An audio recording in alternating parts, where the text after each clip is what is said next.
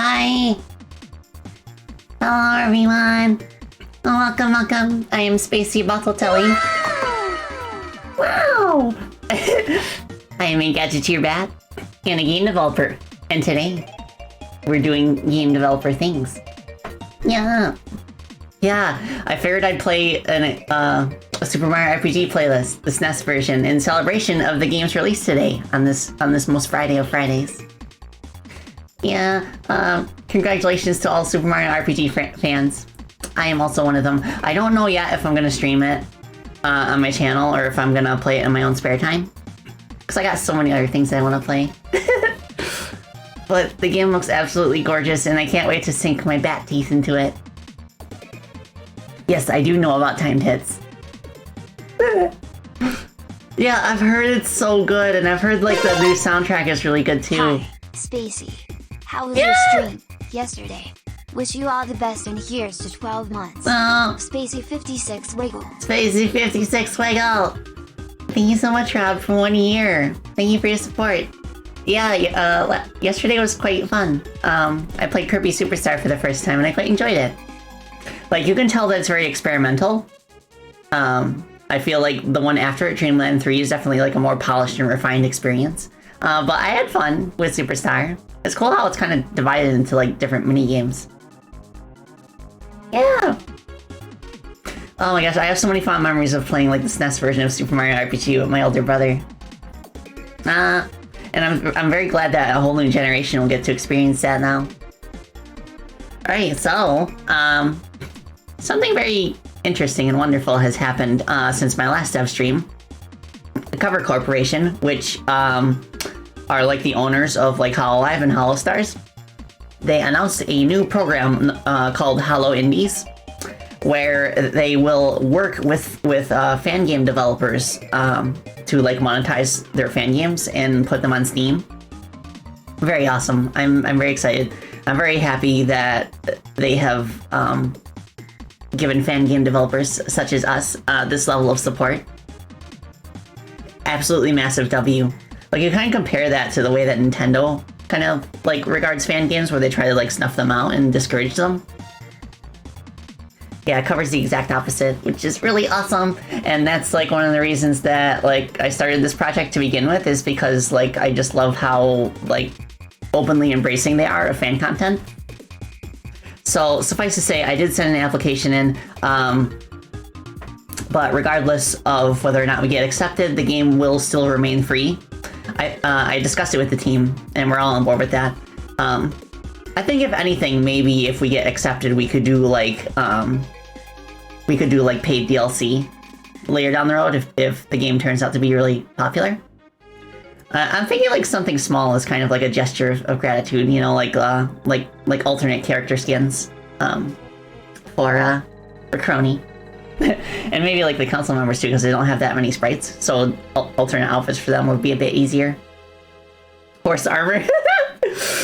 You know, we do have a horse in the game that is like a robot horse, but the robot horse could get extra armor.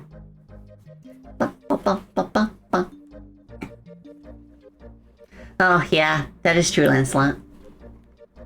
I get why Nintendo is this way. I think they were formed. I think their opinion of fan games was kind of like based on some of the legal troubles that they encountered during their very early days.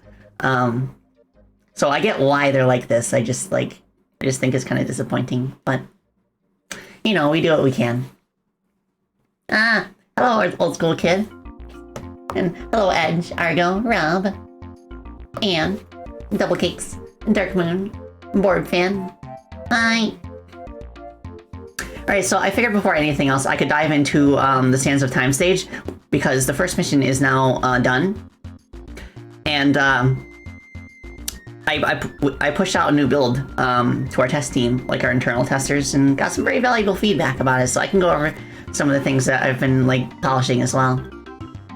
But first, I will oblige Moonjump's request for hydrate and stretch. Yeah.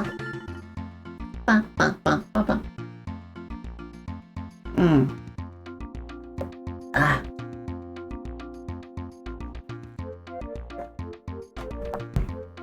I would not disagree with that, Alex. Other Alex. Like, that tends to be a pretty good plus in terms of, like, getting, like, a feel for what makes a game good and being able to develop it in such a way. Good programming skills, passionate. Also a gamer who understands, like, you know, from personal experience, from playing games, like, what's fun and what's not.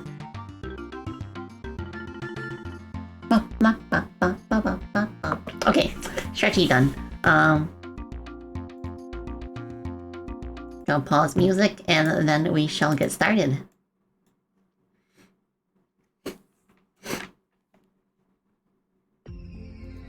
Okay. How is volume? It's all good. But regardless, so one of the changes that I made based on feedback is that I put the drill move on its own double jump thread. What this means is that, like, before, whenever you use Chronicopter, that would take up the double jump and then you wouldn't be able to drill afterwards. But now you can Chronicopter into drill in the air, and that helps a lot. I think that's a little bit clearer. Oh, the game's a little quiet? Okay. I guess I could increase in OBS, actually. Okay, see if that works. Okay, how's this? Also, with the snake ladders, like, it was too easy to accidentally attach to them, so now you have to hold up, just like a normal ladder. I still don't know what to do about, like, attaching to a snake when you're upside down. It makes logical sense to kind of follow the snake. So I'm holding up here and I'm going downwards. I might need to change it a little bit. Good enough volume? Let's go. One of the other things is, I'll show it later, but when you enter a tumble in the air, if you attempt Chronicopter, as long as you're in the animation, you will be safe from face planting, which should help with speedrunning. I also increased, oh, these things were respawning too fast, so I made them respawn after 8 seconds instead of 5. Also, I increased the size of the stasis by 25%, which makes it makes the burst, like, absolutely insane. Like, it makes it cover the entire screen, literally.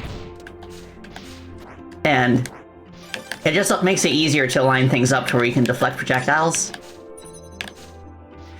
But the team and I kind of have, like, a dilemma, because, like, even with that, like,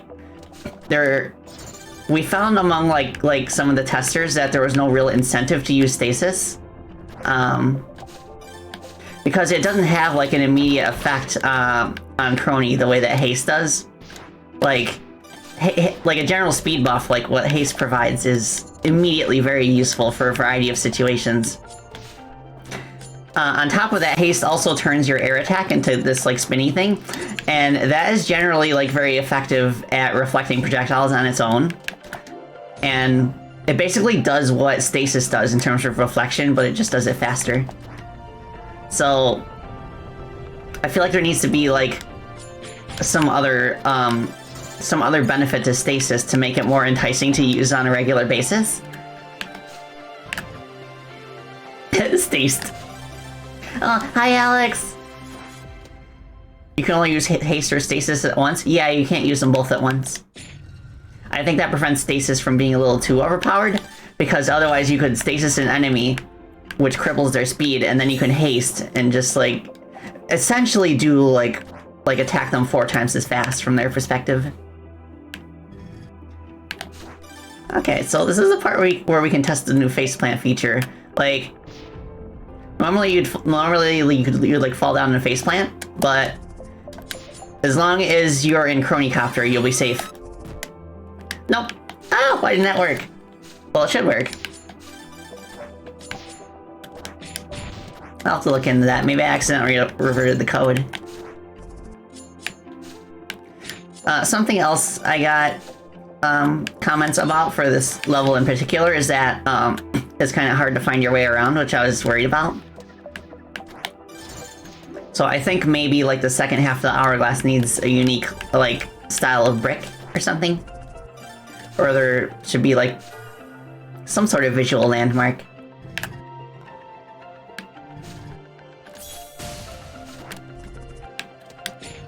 Also, when you hit the hourglass now, time slows down to like 5% game speed instead of 25%, which makes it less likely that you'll bonk into a wall or floor during the rotation.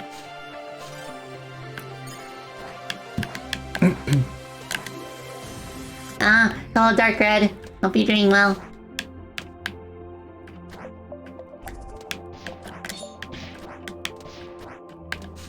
Good morbing. Hi, Alfie. Hi. Okay, so this, since the last stream, I have finished the final, like room here.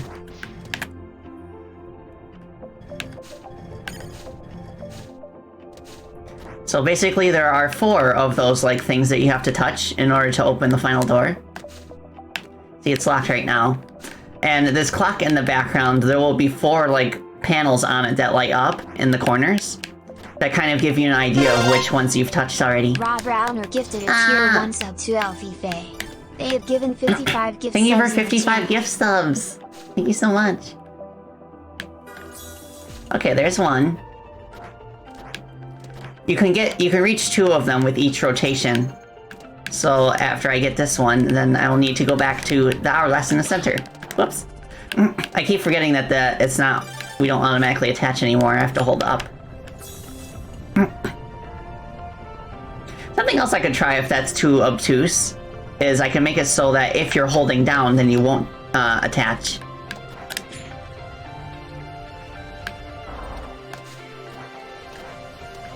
Okay, that's the exit. Don't want to go there. Well, that's the entrance, I should say.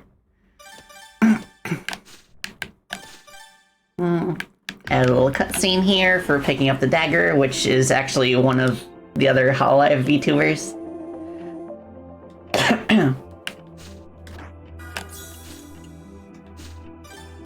And then the final one's over here in this little gauntlet. Oops. Ah!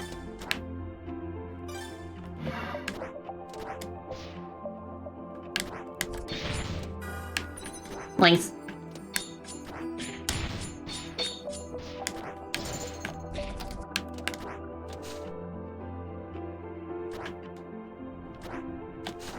Oh, Eps! I do remember those statues. That's a good idea, honestly.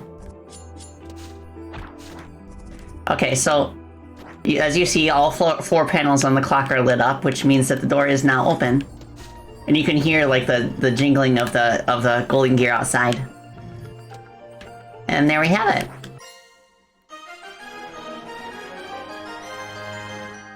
And since our last dev stream, we have gotten a couple of additional level designers, and I'm quite excited to work with them. I think they will be able to help me polish some of the stages that I've worked on, and vice versa. Nice. Okay, so that's all set. Alright, also, yeah, False ID also mentioned me again, during his most recent, like, video, because he's kind of like, he's basically like a news channel for VTubers. And like one of the things he was going over was the HoloIndies announcement, and I saw my tweet pop up on his video, and I was like, oh yes, yeah, that's so awesome. Mom, I'm doing stuff that's newsworthy. Well, we are, I should say. But like, as the project lead, I am sort of like the face of it, I guess. I'm still getting used to that. Oh, thank you so much, Anne. And thank you, Godstrive. Oh, something else that I did that the testers mentioned was in Carnival Railway. There was like there's a part right here at the beginning of Polka's Train where it's just like the platform on the bottom. Hello, Spacey. Hello, everyone. What I miss? Hello, my Kirby. I just showed off the finished first mission of Sands of Time. Now I'm showing a few things that, a few bits of polish that I've done based on like tester feedback. So I added some bright like white spots to like the train car platform at the bottom, because it was a bit hard to tell that it was a surface you could actually stand on, compared to how colorful the trains were in the background. So that seems to have helped. Well, yeah. So I think during the stream, I'm gonna be spending most of it working on the last boss battle in the World of Time, which is the first world. I've been kind of struggling with it, admittedly, because I didn't really know what to do with the design and how to like communicate to the player what the boss is actually going to do, and I didn't want to know. I couldn't figure out like what kind of challenge I wanted it to be until recently. And something else I want to do maybe is like experiment with a way to like kind of like change the stasis move to be more enticing to use. I have a few ideas for that. One idea is to kind of take like the Doom 2016 route, where defeating enemies inside a stasis bubble will award you with health. I could also do something to where like it would like reward you with like extra notes for doing so. I kind of like the health idea. I'll have to think about whether the enemies would drop a physical object that you'd have to touch, or if you just automatically heal. We could also have like a reward for like reflecting projectiles in general, and then you'd hopefully be more enticed to use stasis just because of how much easier it makes reflecting be. But then again. Yeah, Doom 2016. Fun fact, I haven't actually played that yet because I'm more of a classic Doomer, but I do want to play it sometime. You think having a physical touch thing kind of goes against how things naturally fly at you for other pickups? Oh, okay, yeah, that makes sense. So I guess it would be more of an effect to where you defeat the enemy in the stasis bubble and some kind of like light or sparkle jumps out of it and then travels towards you. You think Doom 2016 is a good time as a classical Doomer? Yeah, I've heard really good things about that. And I've even played a mod for classic Doom that makes it look and feel more like Doom 2016, which is really fun. But glory kills? No, not in this game. Something else we could also do maybe is like go like the Okami route. I haven't played that game, but like one of the team members explained it to me, to where there's kind of like a slowdown power that both helps with puzzles and also makes it easier to maneuver around an enemy in order to hit its weak point. But we currently don't really have any enemies that have weak points to exploit, but that might be something to consider. It's just like, it's very, like, it would be very challenging to design like gimmicks in levels where you're absolutely required to use stasis and have it feel like natural, I suppose. Yeah, I haven't played Okami either, but it's a super pretty game. Oh, you take Zippy. Huh?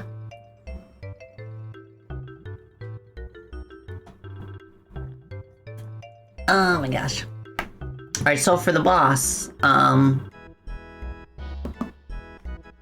this is the scene I'm using for it. It's basically a chase segment where you're on a horse. Time horse.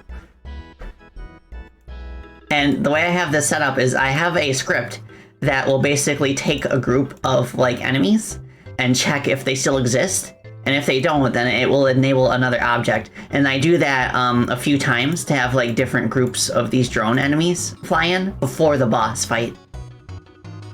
Haunts! Haunts! Yeah, the horse is really fun to use, by the way. I think like my only nag about the horse is that it's a little difficult to reflect projectiles on it because like the hitbox of your sword isn't very big.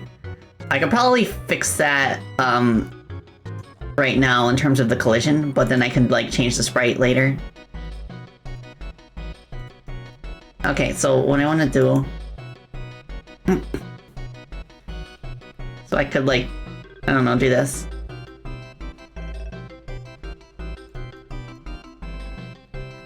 Position 12, 72. And just make it a little bit bigger. Where's the rider sprite? There it is. Okay, so that's the sword. Yeah, it is kind of small compared to like the normal blade. But I'll just make the hitbox bigger like that. It should be fine. Also, the horse animation is very fun. It's got a few different animations. It's got one for spawning from a crony phone, like that. Kind of like kicks up. Oh yeah, I like that. And then of course like the gallop. Yeah. I've actually had this this horse finished since the very early days of the project, but I didn't have a chase sequence to use it in until now. I think there's going to be like 3 missions in the whole game where you use Time Horse.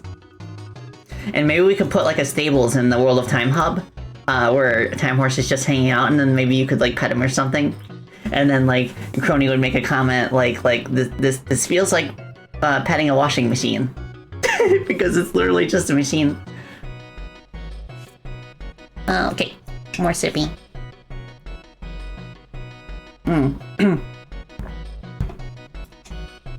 Yum yum yum. Alright, so back to the boss. This boss fight is against Koyori, but she is disguised as Crony in order to kind of like get her underlings to defect to her side and assume that she's the real Crony. And internally, like the fake Crony that she turns into is called Clony. Because you know she's a clone. Please let us horse around. Yeah. So Clony here. She will throw like potions at you because that's what Koyori does during the boss fight. And the boss fight will be 2 phases. The first phase is the chase section. And then once you destroy like the flying laboratory here, like the UFO, I just realized I don't have my drawing hand. Oh! Where's my hand? There it is, but it's very small. I will maximize it. Yeah, I kind of have to fiddle around with the offset every time I stream. Well, let me just test this. I think that's close enough. Nice. Okay, so either she's a very convincing fake or her followers aren't too bright. It'd be the latter, because nobody in their right mind knows that Crony dresses in pink. She would never dress in pink. Oh my gosh. Okay, so then after the first phase, like I want to work on an animation, like for like the explosion animation when the UFO crashes to the ground, to where it kind of like takes out Time Horse with it. Well, not really takes out Time Horse, but makes it so that Crony is flown away from it. And then like the scrolling would stop, and then you would fight Clony on foot. And the second phase, the Clony fight, would be quite easy compared to the UFO. But then after that, the boss battle is complete, and then the disguise for Koyori fails. And I can show what she looks like after I test this out. I could put the boss music on as well, I suppose, just for the first playthrough, and then I'll turn it off just so that I can test without having to turn my music on and off. Yeah, Crony has a Time Horse that she only gets specifically in the cutscene before this boss fight. Which I can show the cutscene real quick if you want. It's kind of simple right now.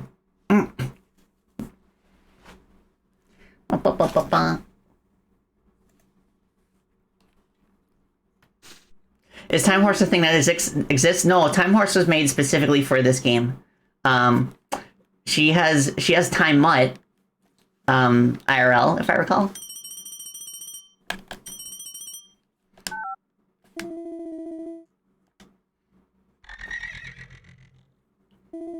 You remember the doggy? Yeah.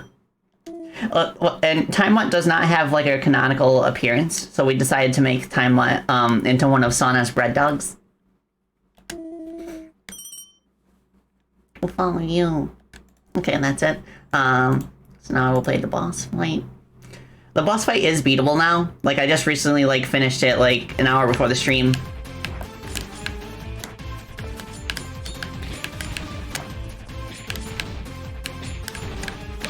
So there's 3 waves of these, and then the boss comes in. Hey, you can reflect shots with your sword. Let's go.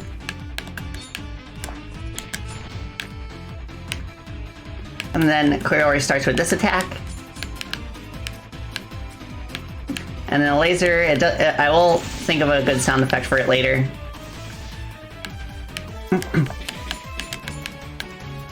And I must say that I'm very glad that I changed Drill Sword to be its own double jump, because it's very, like, handy to be able to chronicopter into it for this fight specifically.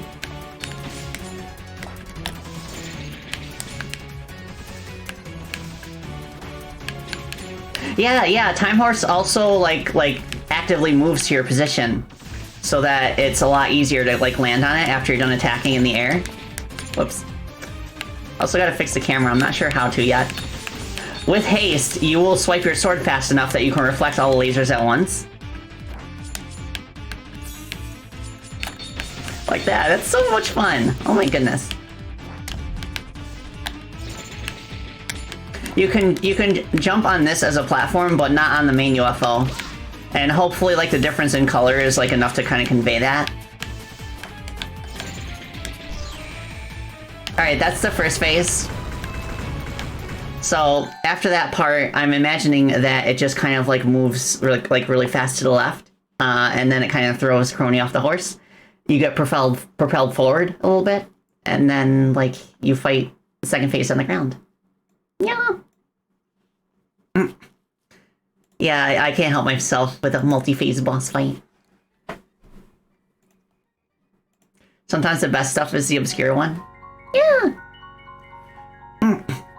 Okay, so the sequence of both stopping the scrolling and knocking the player forward, it will be a challenge to kind of like implement.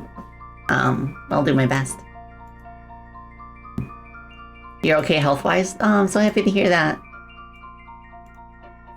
Alright, so first of all, I need to refresh my memory on what controls the scrolling.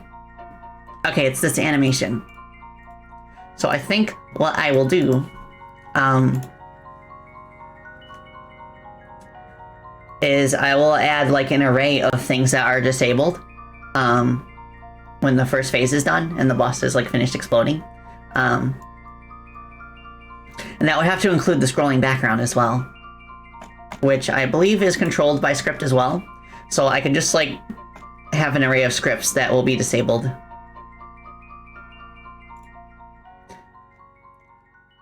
Okay. Okay, yeah. Avanel! Hi! Purple Bat Musician VTuber gang! Let's go! If y'all like Purple Bat Musician VTubers, I highly recommend Avanel streams. Okay, so... Okay. Oh, right, the boss script is here. So, what we need to do is we need to, add an exported array of, things to disable when we are defeated. Disable, on... clear.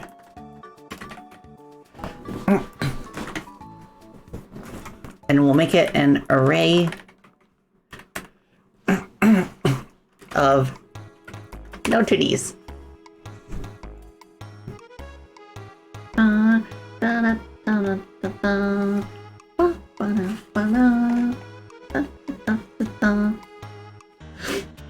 Okay, so that's good.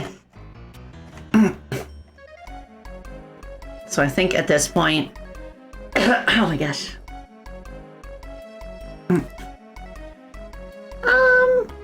How am I gonna handle this? I think what I could do is I could go to the destruction animation. Instead of like dismantling the boss right away, what I'll do is you can hear the stream better? Let's go! You just finished drying your hair, now it's poofy, fluffy, warm. Let's go! I love the feeling of like freshly washed and deep conditioned hair. I'm due for another coconut oil deep condition. It's so nice.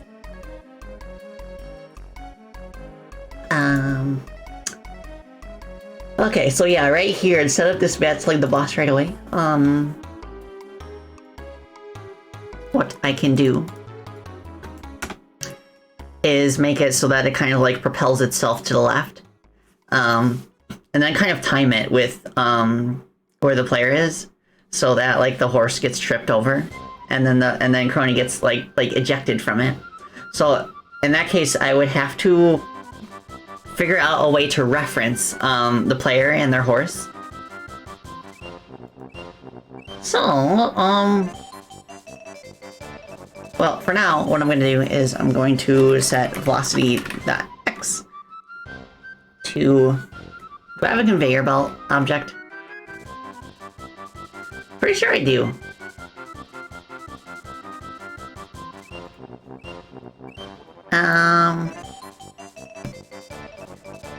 There it is. I see it. So that is going at a speed of -440, so I will match that. Equals -440. Oh, right, it's gotta be the physics body.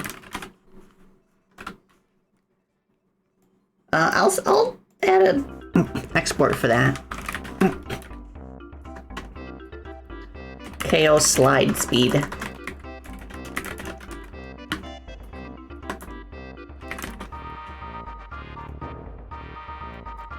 Float equals -440.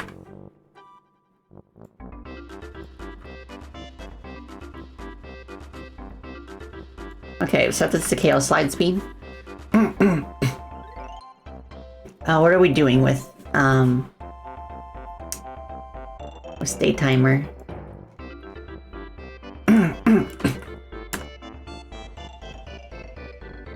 Okay, so now if we'll give it a second,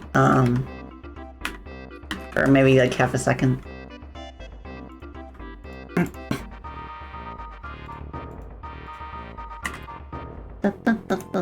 Okay. Another sippy.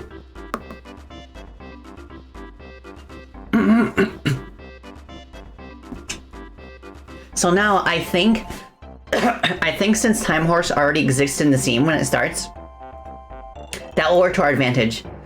Because the player has to be spawned in first. Whereas Time Horse does not need to be. So we can add a explicit reference to the Time Horse that's in the scene, and then we will, I'll show you.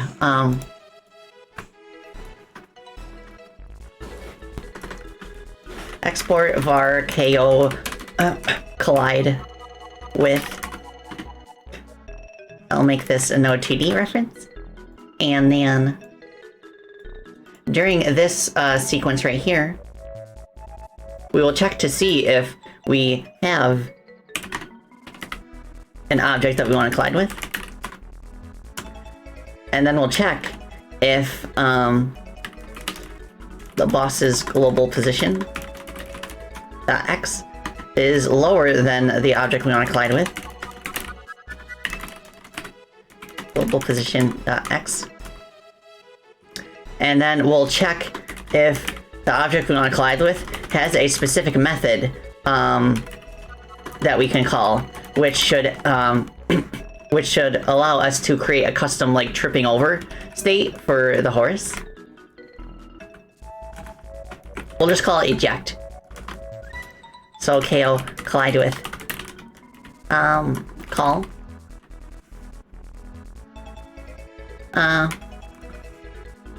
eject.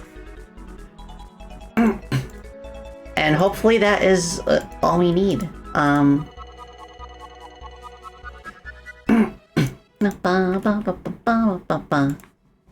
Oh, other Alex has a question.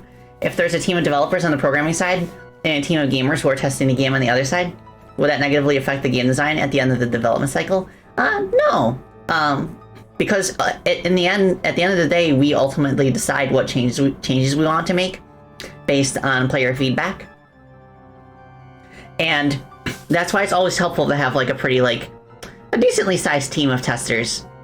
So that way it isn't so much one person just telling you what they think the game should be, but more like a consensus of how it can be the best game that it can be. And that's how you can polish a game to a really beneficial degree. You'd be very surprised how tweaking a few numbers or adding a few quality of life changes could make a huge difference in how fun an experience is. Yeah, exactly. The feedback's usually helpful, but not the end-all be-all for what happens to the base design. Okay, so this is good. I will collide with horse mount. Disable now we want to work on the disable on clear as well.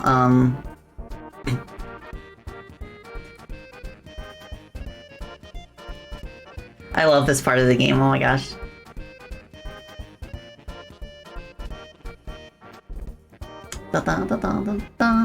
Alright, first we want to disable the conveyor belt. Then we want to disable the animation of the ground scrolling.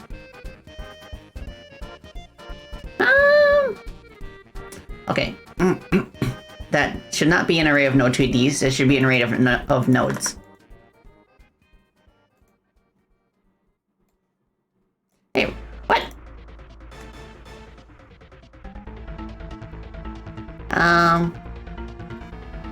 Why is it not? Does this not count as a node? It should be a node.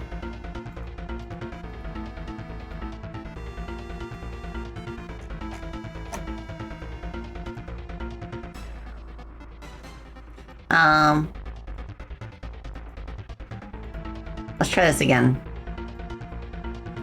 That's better.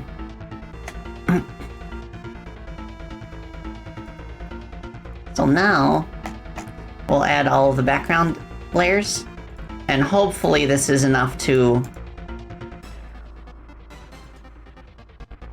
get everything to stop scrolling when it needs to stop scrolling.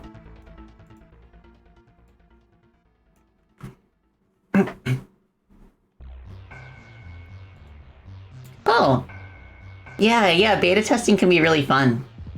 Especially if it's for a game that you're very passionate about. Or if the game is in a genre that you're very interested in and have experience playing in the past. Oh, yeah, that too, Edge Drive. One should also consider that what one gets as feedback might not necessarily say what the actual problem is. Yeah, there's definitely some communication skills needed in order to kind of glean what certain feedback actually means. For example, say someone is having a really tough time with a boss in testing, and they're not really sure why, they just think it's too fast, you should slow it down. It might only be one or two specific attacks that feel too fast. And often, maybe the solution isn't even to slow down the attack, it's to give the player ample warning time. So by adding a second or two of warning before the attack actually happens, that makes the boss fight feel a bit slower and more manageable, despite not actually being slower. You know, stuff like that.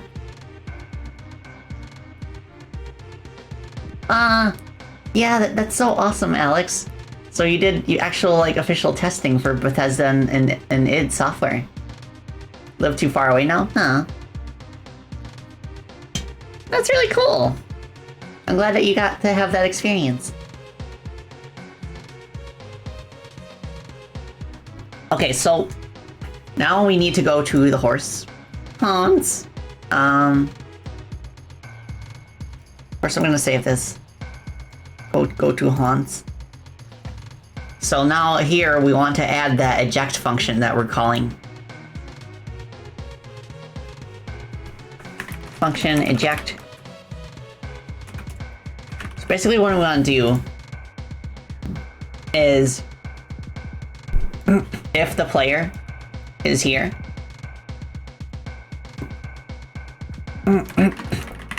if target player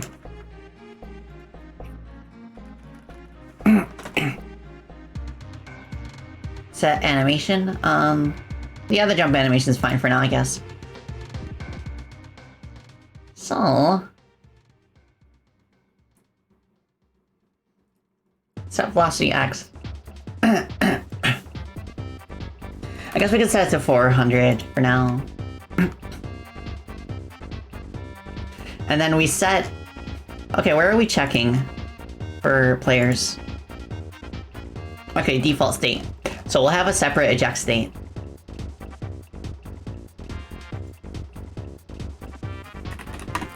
Function state eject.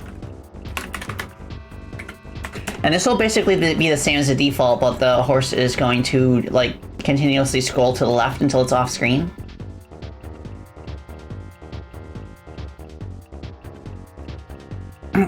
Okay. So from here...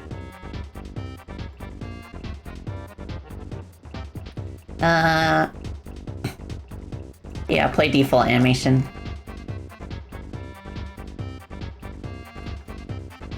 Velocity.x equals, let's just do negative 400.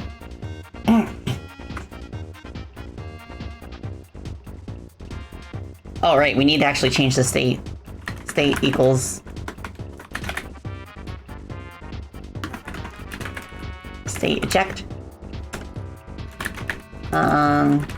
We'll use the state timer to, like, erase the horse from gameplay after a certain amount of time has passed. If we have a state timer. We do not yet. I guess we could do it by distance instead. Do we have a start position? Okay. Bar. Start X float.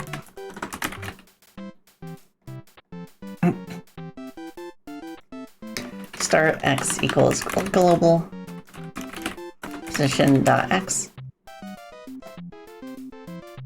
Da, da, da, da, da, da.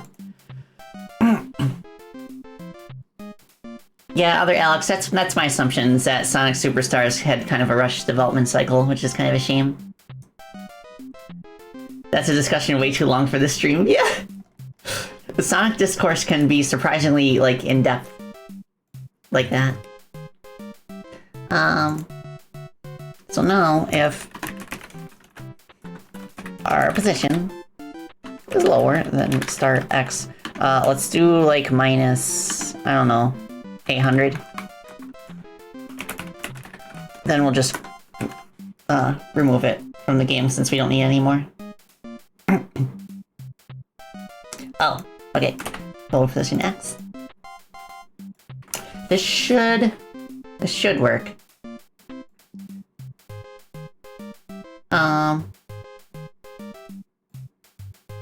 So now, what should happen is after the boss is destroyed, and falls on the ground, it will, like, move to the left.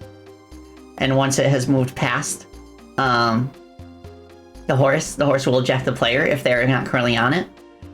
And then, the horse will scroll to the left. And the player will, like, kind of, like, go to the right, I guess. One last thing we need to do is we need to run, like, run through the whole array of disable stuff, and then disable it. Okay, so,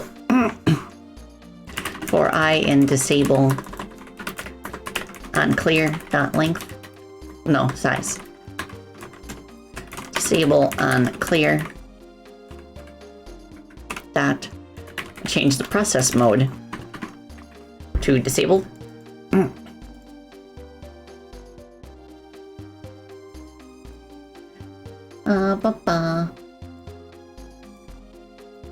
Oh, was Sonic Superstars literally conceived during a drinking party?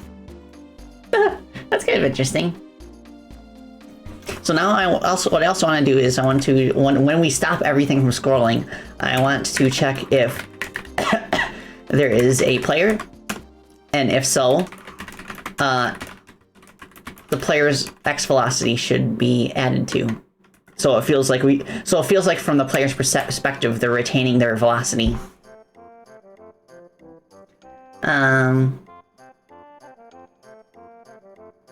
Okay. And then after that, it just should work. I don't know if it will. But let's keep the Mario RPG music, and I'll turn off the boss music for now.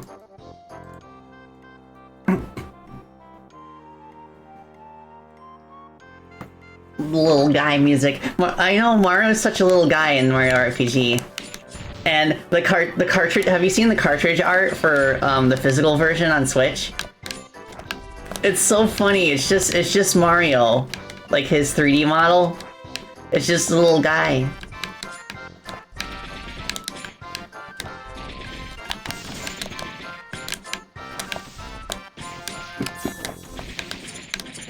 Yeah, like he's so cute. Like you just want to give him uppies.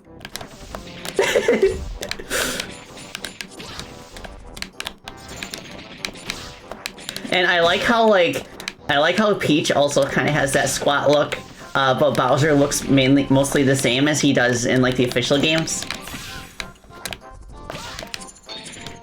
Okay, I gotta be careful. I don't want to die before I have a chance to see what this is like. Okay.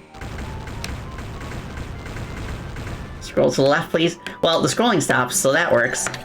But the boss does not move forward like it should.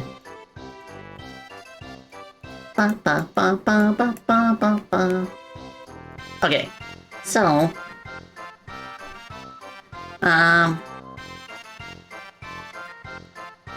yeah, I'm setting the velocity here, but for some reason it's not taking to it. Maybe there's something else that's affecting it. Oh, this.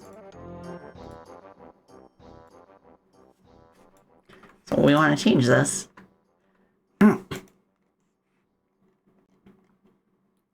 State timer greater than 3. Hopefully this is enough. Is there anything that affects global position .x?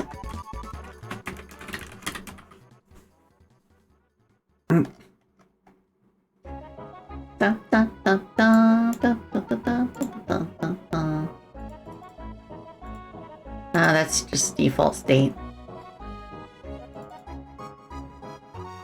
It's throwing.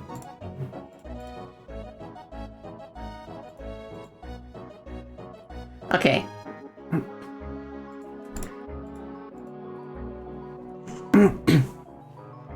Yeah, like, too many games come out. It's like almost virtually impossible for an indie not to be overshadowed by something bigger releasing at the same week.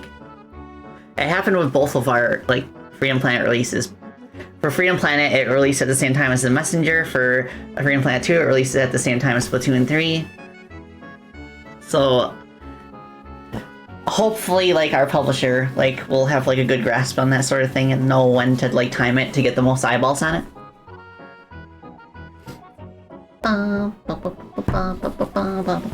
Oh yeah, the maze is something that I easily got lost into. Oh yeah, I know about that, Rob. That's a legend.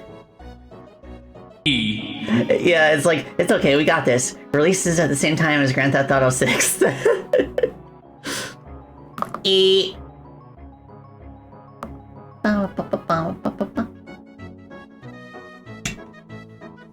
Yeah, like, it's very difficult for an indie to get into a Nintendo Direct, even the Indie Direct.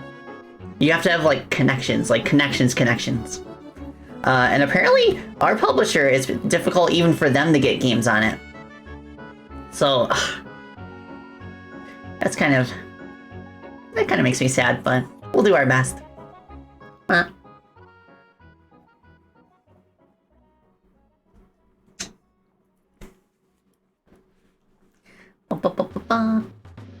Okay, so hopefully it should work now. I want to have like some kind of shortcut where I can like, I need a kill switch for the boss just to make this easier to test. So let's see. How do I check for a keyboard input? Let me check the Godot docs.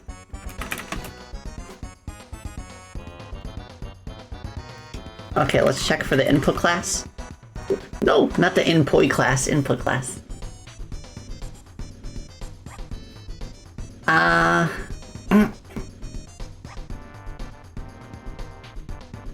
Get key press? Okay, here we go. Is key... Okay, I think that's it.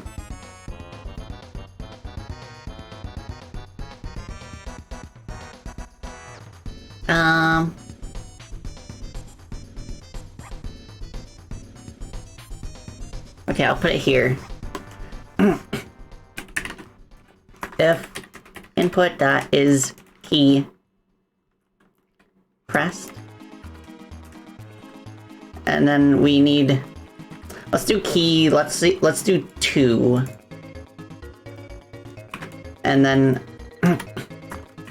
this will set the health to 1, so that way we only need to hit the boss once in order to test this.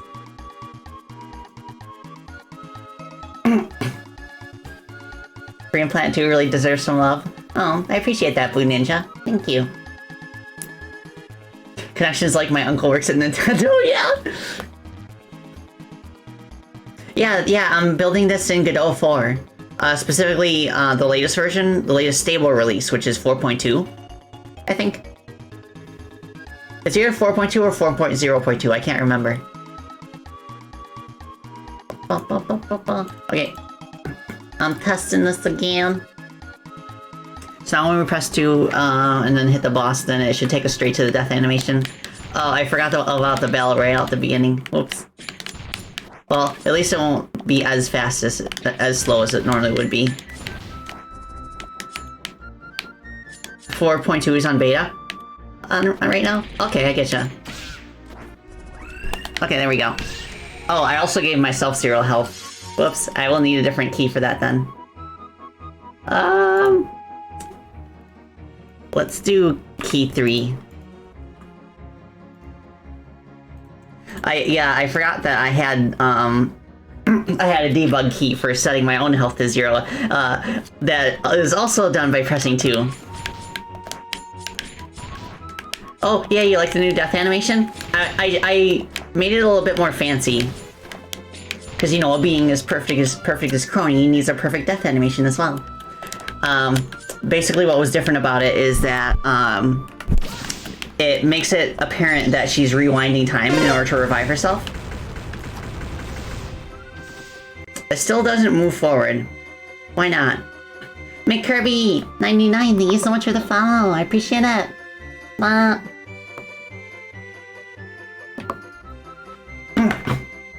Oh my gosh. Wait. What you saying? They released release candidate for 4.2? Let's go! I'm excited. I'll have to check that out.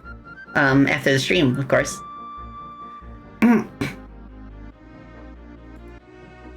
Okay, why isn't it moving? I suppose I could kind of hack my way around it and move the physical position instead of setting the physics velocity. So, what I would do in that case is I would do global position dot x plus equals scale slide speed times delta.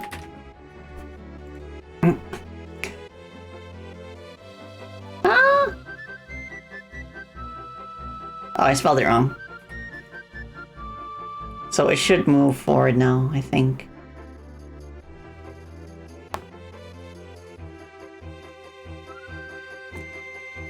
And hopefully that's enough. I almost feel like whether or not it ejects the player should not be based on the position of the UFO, but based on time instead. Just in case there's a glitch that kind of like messes up the position. So I think I'll do that. So if state timer is greater than or equal to...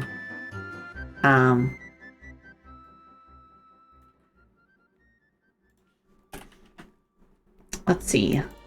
0.3, I suppose.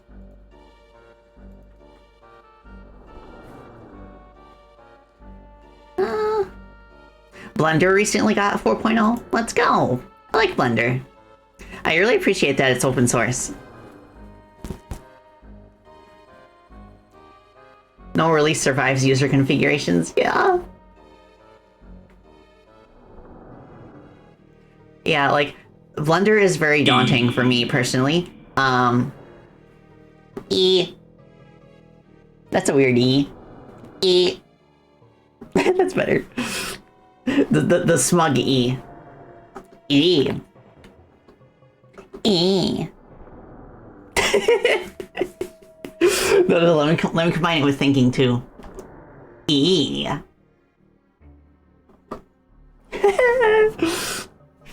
Oh my gosh. But yeah, Blender's quite daunting for me.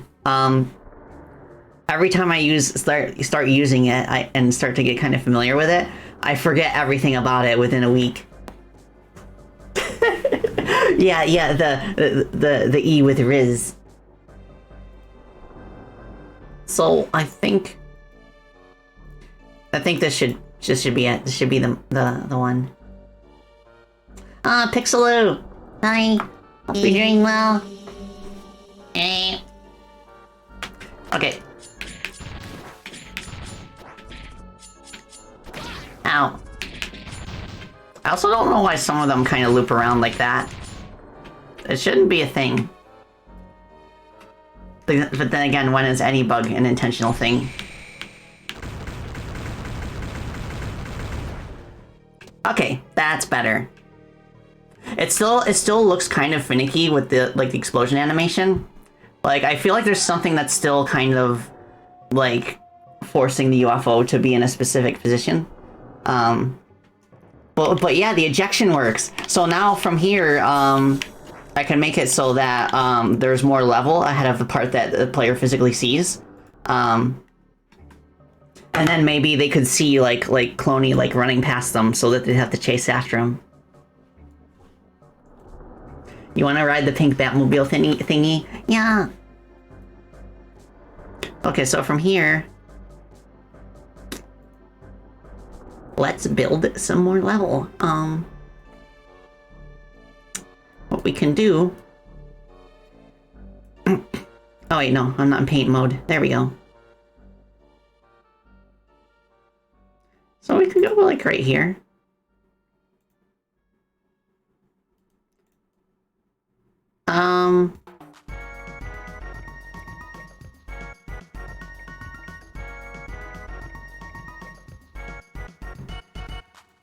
Yeah, this is enough for the player to realize, okay, there's more level after this.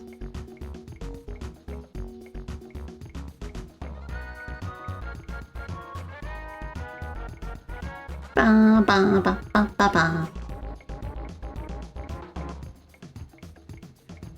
I love the Yoshi Island. Yoaster's Island. I heard unanimous praise for how faithfully they recreated the art style, but I heard some complaints that that Big Yoshi doesn't look like he does in the old promotional scans, the big chunky boy. But if you compare how Big Yoshi looks in game compared to his in-game sprite, then it's accurate. Because there was I feel like the promotional art looked way different than he does in game. Some of your favorite game facts are when bugs become features. Oh yeah, mine too. Okay, I guess this is enough space to kind of have a boss fight. So what I'll do here...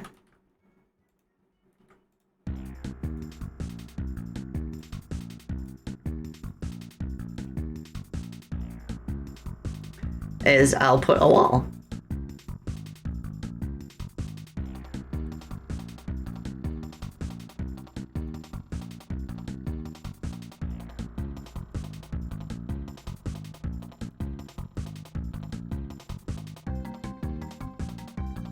Oops. Okay.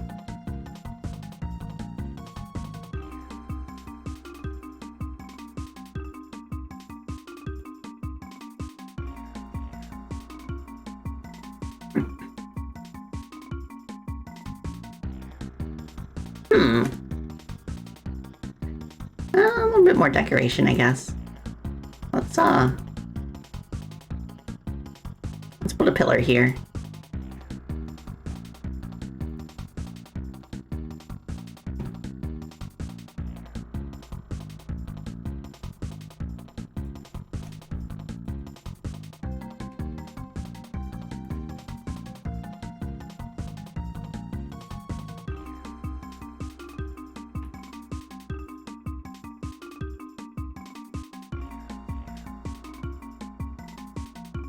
I'll do this. Looks a little cleaner. Maybe some background pillars as well.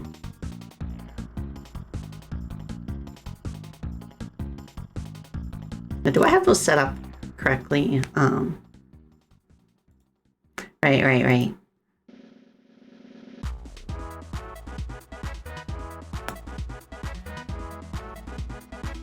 Okay. We have to make the shapes again. There's something weird with Godot that I don't like. Is that for some reason a tile set cannot exist in more than one scene without glitches happening. So for every scene that uses the same tile set, I have to make it again from scratch. I don't know how to stop that weirdness from happening. Sometimes it's fine. Sometimes I can duplicate the scene and use the tile set just fine.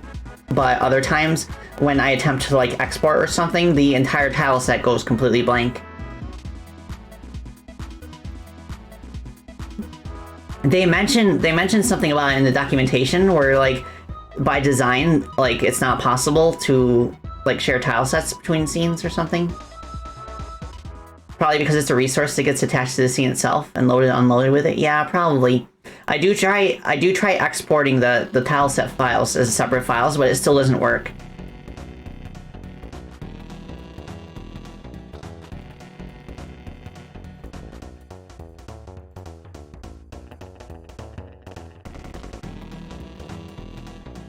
There we go.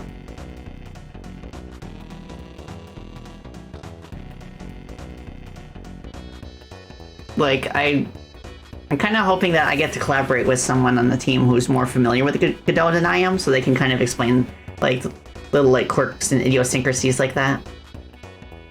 Like, maybe there's a reason for it. But it's fine for now. So now I want to have these background pillars.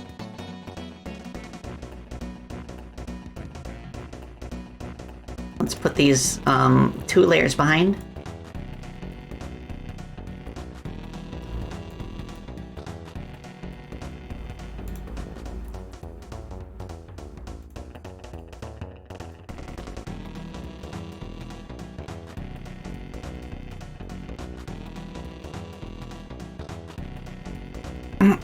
Okay.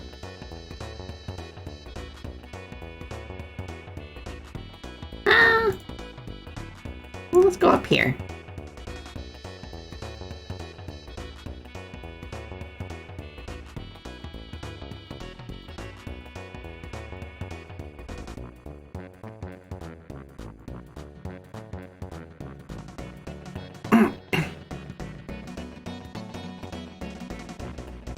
Okay, cool. So hopefully that doesn't pop up during the auto-scroller. But we got that. So from here, I think maybe while the UFO is exploding, I could have Cloney like jump off then.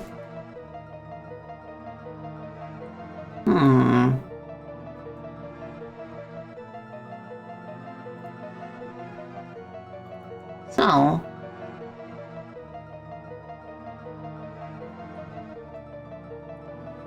Oh, I also maybe see... Oh, I see. This is resetting the velocity.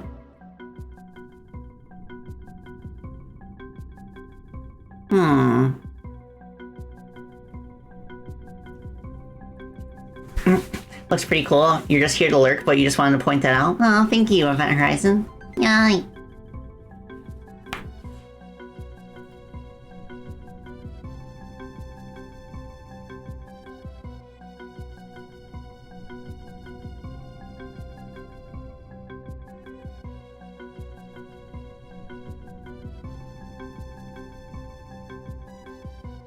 Okay. Does look pretty cool so far. Thank you. So I think from here, I do have a jumping animation that I could use. I'm trying to think of a good way to kind of like detach Coney from the UFO so that like she doesn't follow its position anymore.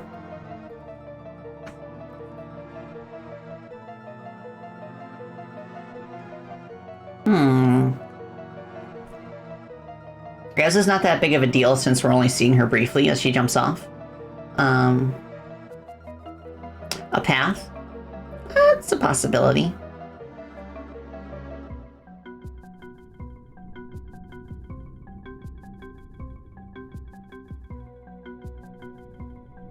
Okay. I got an idea. State equals state throw.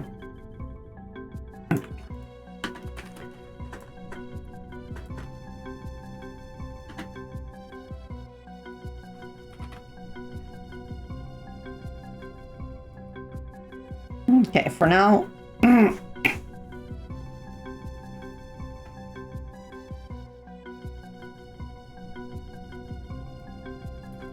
Okay. This way.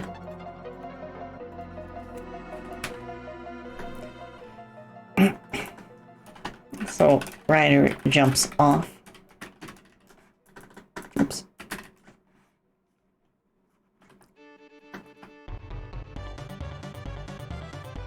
F state timer.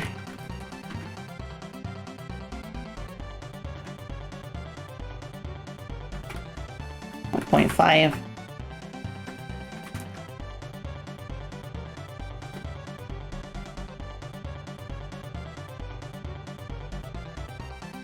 I think they need their own separate, like, velocity value. Okay.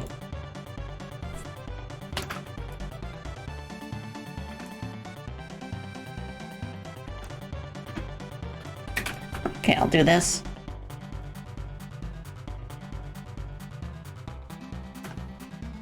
I'll set the jump speed ahead of time.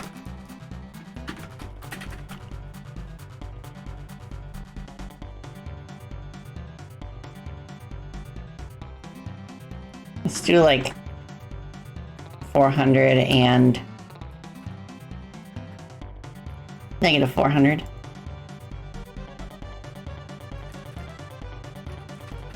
Full position.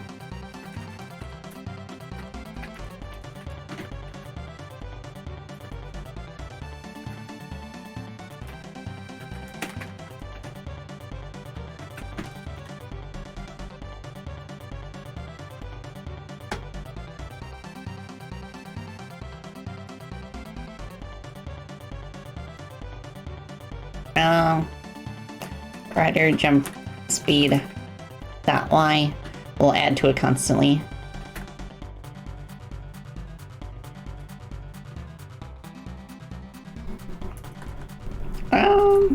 Okay, 900 times.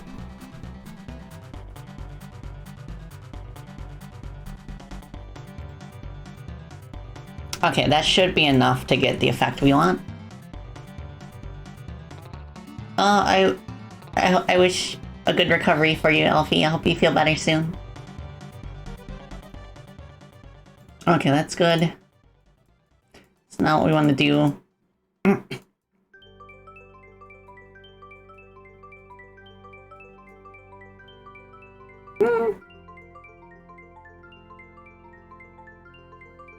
Okay.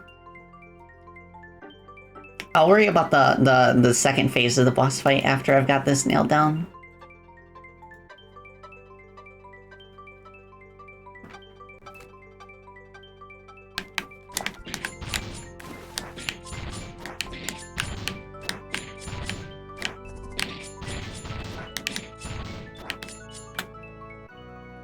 Okie dokie.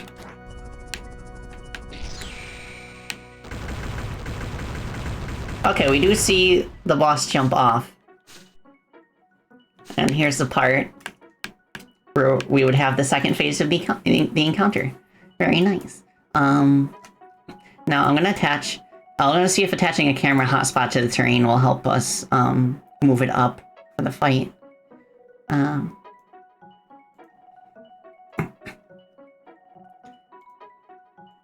Let's move this here.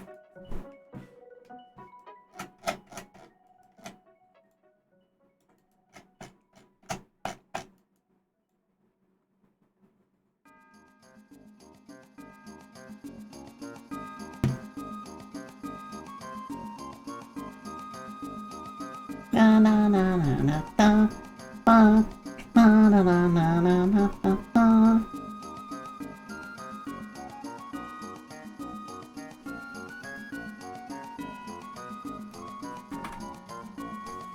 Okay, let's try that.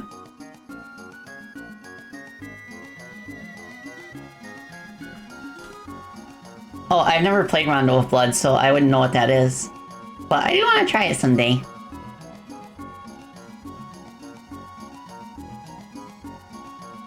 You had too hearty over breakfast? Your brain can't think, so you're gonna stop sketching for now? Yeah, I know the feeling. Like, I personally feel better throughout the day if I pace my meals out.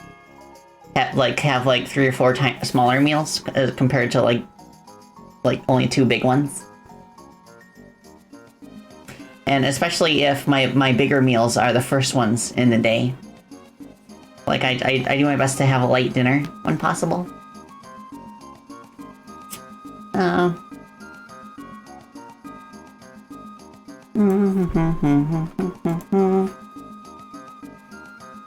So now let's change this to jumping.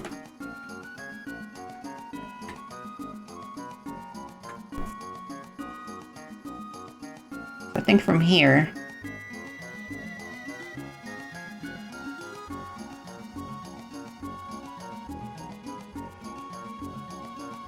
Oh, right, the tile set. I noticed that the pillars were still, like, in front of us. So I'll move them back a little bit.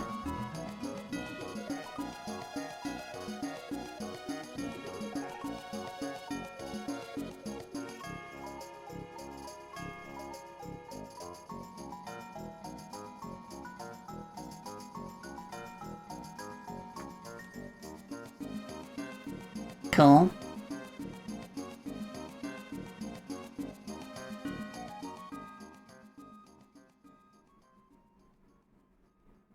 Yeah, I was thinking for the fight itself, it would mainly rely on, like... I'm thinking, like, Koyori / Cloney would throw potions that, like, cause, like, bubbling geysers to shoot up from the ground, and they'd stay there for a little while, so, like, the boss fight would involve having to, like, jump around them in order to hit her. Oh, yes, I have talked about that health sword. I did at the beginning of the stream. I'm very excited about it. I did send an application in on behalf of Team Chrono Gear, so... hoping for the best. Okay, so... I basically want this to be like an entirely different boss object. So... like, it would have its own script and everything. So I think the way I'll handle that is I will create a new object entirely. I'm gonna close some of my tabs just so that I have room.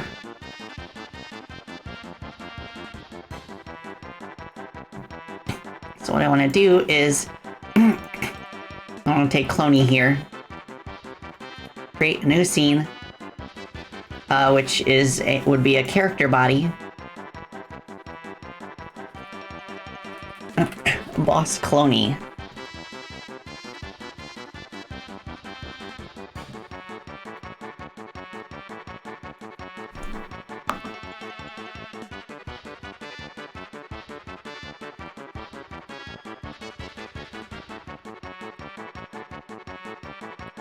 It's so cool that they brought Yoko Shimomura back for like the remastered soundtrack. for the Switch version. I love her music so much. Oh my gosh.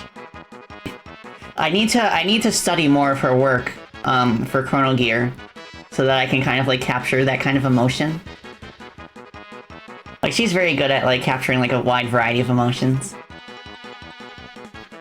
Yeah. And fun fact,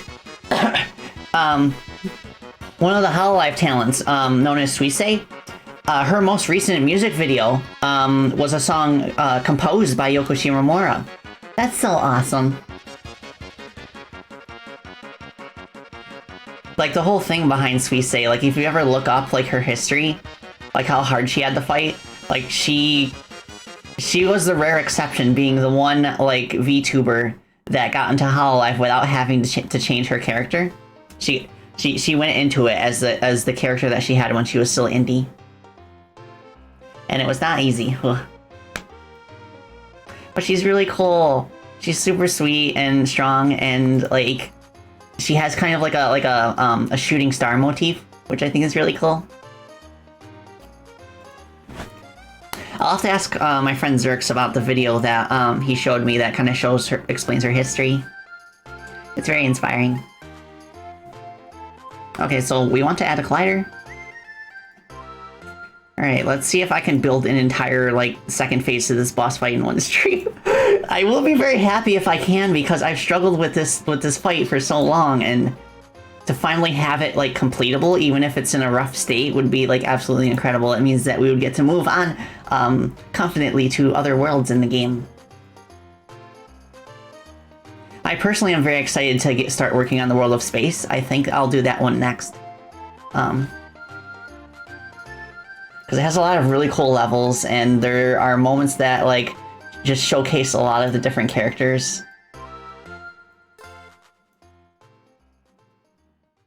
Alright, I feel like I need another enemy for reference. Okay, what's an enemy that we have fully programmed that kind of, like, moves around and stuff? Lancer Crony? Yeah. So, I'm just gonna copy this guy in, just to have him as a reference.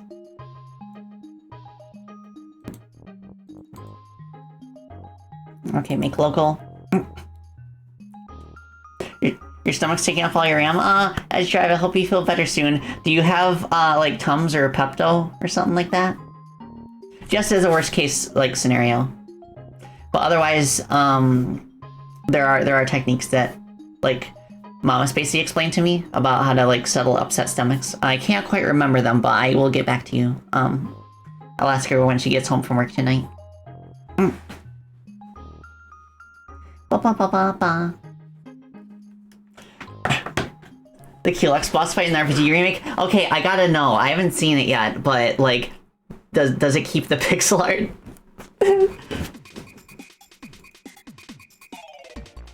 Dun, dun, dun, dun.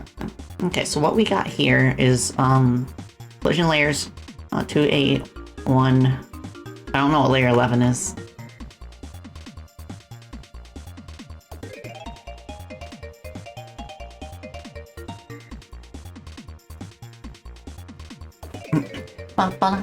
You think you do have Pepto? You're just not used to eating so much, so your stomach is using all your energy? Oh, okay. Alright, I have a very, like, something that has worked effectively for me. Treadmill. Or just, like, pace around. Like, try and walk it off. That has happened to me a few times, when I had way too much to eat for dinner. What I did, in response is I have a desk that can go into standing mode. So I put it in standing mode, and then I have a portable treadmill. I paid about $600 for mine, but it's well worth the investment. I highly recommend it if you do a lot of desk work that I do, like I do. So I go on my portable treadmill. I'll, like, walk on it for, like, half an hour, 40 minutes. And that gets my digestive system kind of, like, working overtime. To the extent that it will, like, make me feel less full afterwards.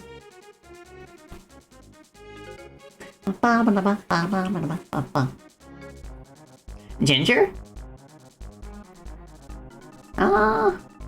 Ginger in any form is good for upset tummies. Oh, that's good to know, Alex. I'll keep that in mind. But yeah, like physical activity after a big meal is something that has usually worked for me quite well. I feel like I first learned about it when I went on trips to see my friends or to go to conventions. Because what would often happen is that after the convention is closed for the day, we go out and I'll get a big meal together. But then there's a whole lot of walking that we want to do in the city. So we end up doing that, and I feel just fine afterwards. Ginger ale? Really? I'll have to keep that in mind. We do have ginger ale.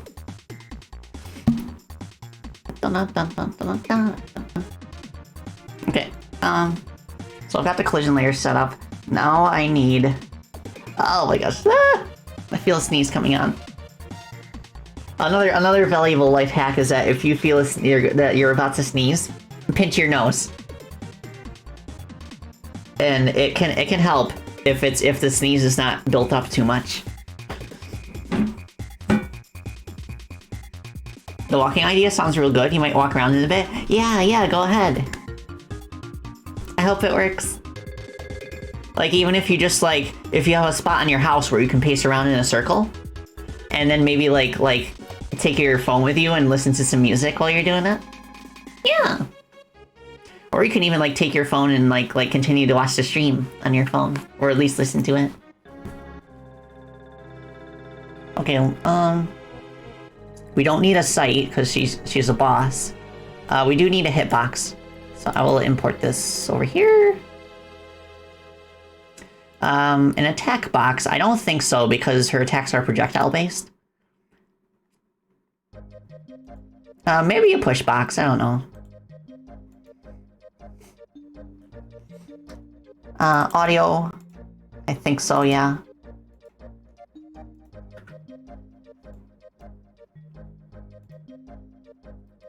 Okay, so the hitbox, I need to change that shape.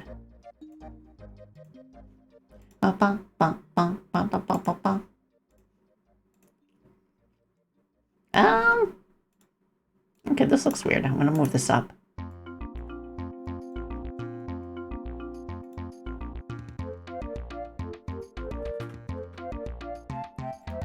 Let's do a hitbox of 28, like that.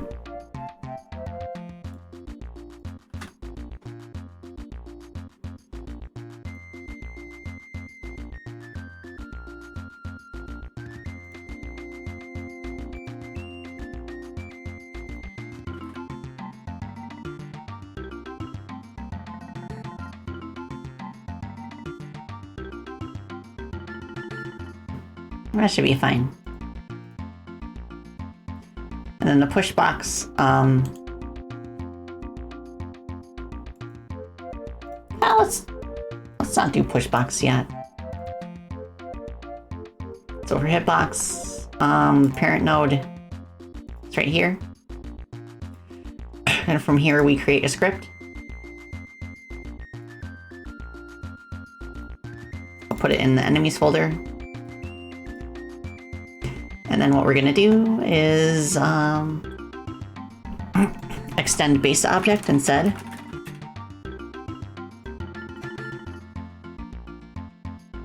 I'll just do this for now. Why is she pink? It's because she's Koyori in disguise, and Koyori is like 90% pink. So that's kind of the hint. And yeah, because it's like very obviously not supposed to be Crony. Crony would never dress in pink. Okay, so this is good here. Wait, what? Oh, right, I didn't save the boss scene yet. Enemies. Okay, cool.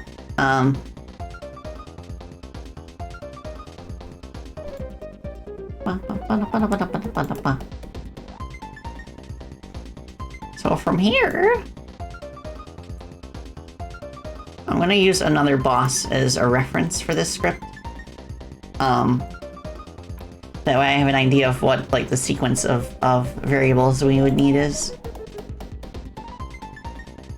Okay, okay. So let's do green potion.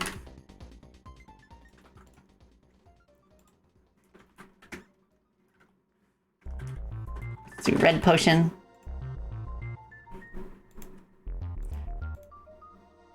Ba-ba-ba-ba. Da-da-da-da.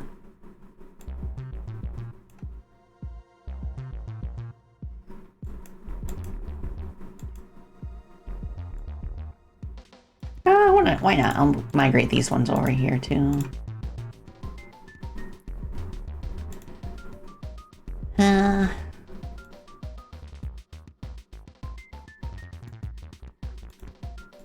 I'll need to get some. I'll need to see if I can grab some voice clips of Koyori from her streams to kind of use as effort noises during this fight. So then it, like, cloning would have her voice, obviously. And then maybe, like, during certain, like, after she loses a certain amount of HP, maybe, like, her disguise could, like, temporarily falter and you'd see her kind of, like stumbling in place. Speaking of which, yeah, I'll do that. I will, make a second animated sprite object.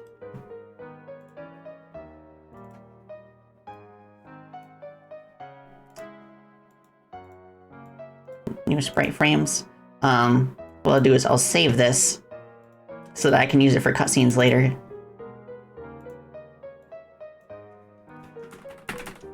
Koyori. Okay, so she's got an idle animation first. Sprites, characters. Oops, that's cutscenes, characters.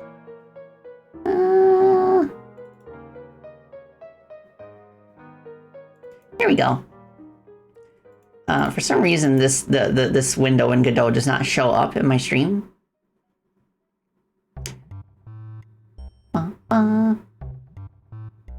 Why is that? Why is that image being like that?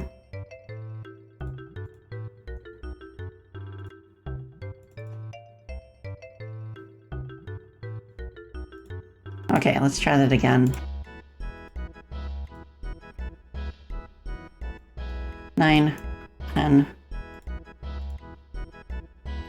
There we go.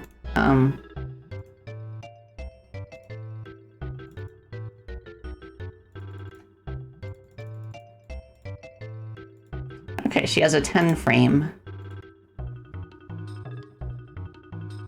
It looks kind of like that. Wow. It's a little slow. That's better. And then we'll do her chat pose next.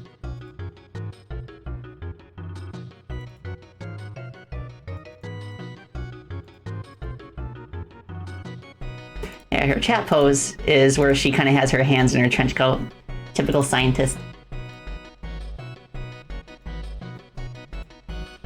And then let's do, like, her potion poses where she holds different kinds of potions.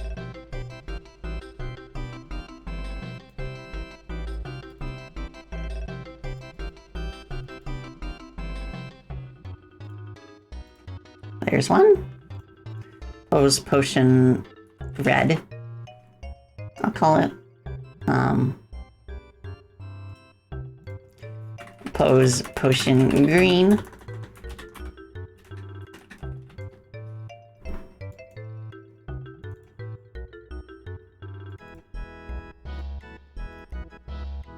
Nice. She would be a potion seller, wouldn't she? But yeah, that's her whole thing, like she's like an alchemy scientist. She's doing very well on YouTube too. She's like, she consistently tops the charts in terms of like most watched, like female VTubers, alongside like Pekora, and a few others in hololive, for example.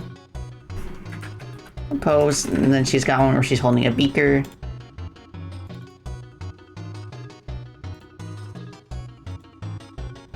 Nice. And then she's got one where she's holding 2 potions.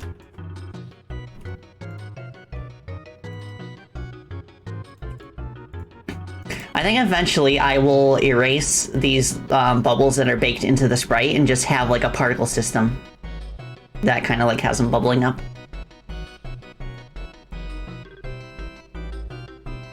Okay, and last animation that she currently has is for getting hit by an attack.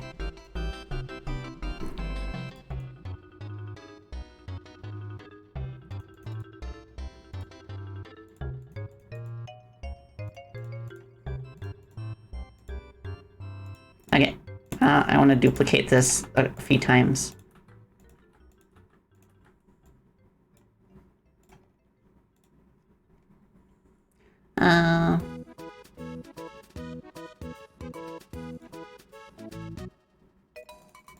Let's make this half length.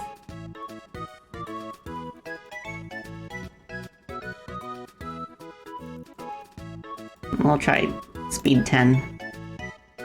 Nice. Nice. I think that's cute.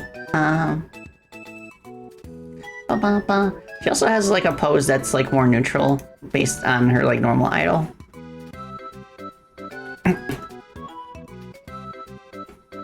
I'll just call it pose for now.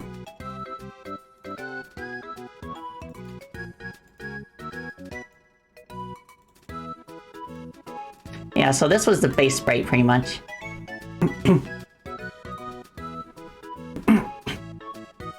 Looks very cute. Thank you. Yeah, major props award for helping like refine the original sprite that I sent him.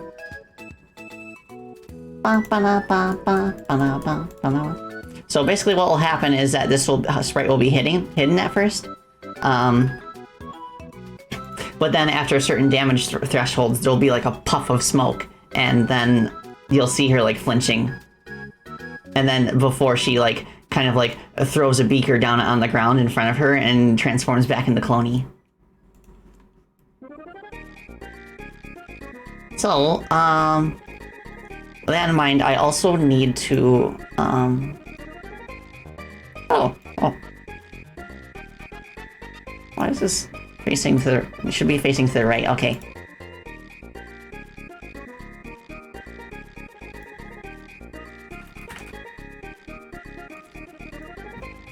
Alright, cool. So now I need a particle effect for that, which I can get from, the puff of smoke that appears, in Carnival Railway, when you summon it, like one of the chips. So, effect. Magic poof. What I want to do with this magic poof, first I want to make it local. Get rid of this script, because we don't want it to remove itself afterwards. We want to keep using it.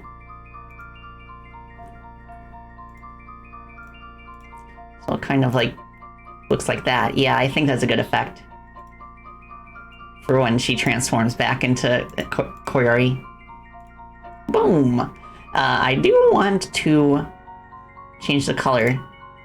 We can do this by going to the parent node and under visibility change the modulate. And we'll grab like the pink. Yeah, that's good. Good. Boom. Aw, thank you. I'm glad you like the clouds. They're kind of like a Wind Waker-esque sort of thing. I might change them to look slightly more realistic, but I'll keep the lighting around the borders.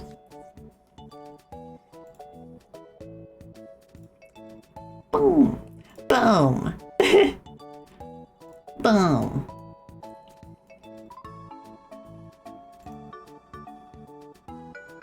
Okay, so that's good. So I think from here we have pretty much everything we need in order to make this boss fight work. So from here, go into the enemy folder. I'm gonna start attaching the references to the potions that she's gonna throw. Okay, Koyori green potion, Koyori red potion. Dun, dun.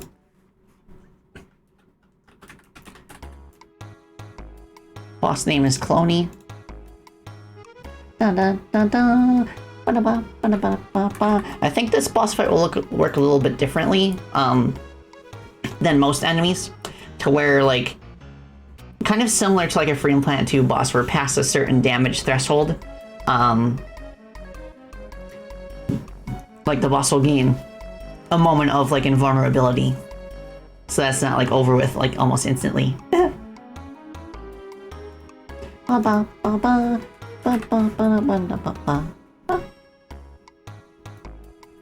Okay, that's good.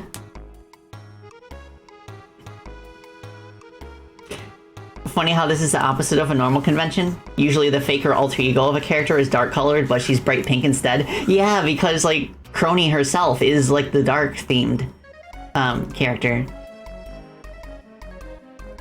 Yeah, Crony is has been such a great character to be the protagonist of this game. Just because the fact that she is an anti-hero, so she kind of like defies like certain like genre conventions. Oh, I love Princess Mint from Threads of Fate. That's such a cool subversion as well. And the fact that you can play as her in one of the campaigns, it's so much fun. It's next on your list, Alex. Let's go! Are you gonna stream it? Because if so, then I am 100% there. You love that game so much. Yeah! It has such a good vibe. Okay, so... let's see, how am I gonna do this? Like, Cloney does not have walking animations, but so she will dash all over the place. Dash forward, dash back. She can jump. Yeah.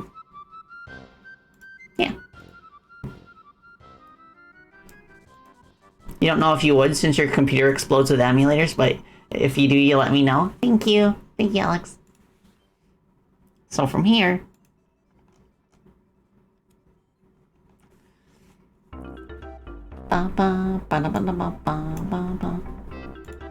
Alright, I gotta make sure that these have a shader material for getting hit. I use a flashing shader so that they brighten when they get hit.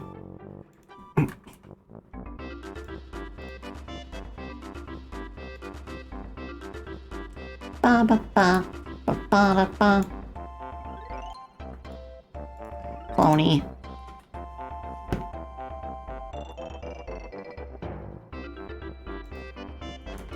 Fire moved her into.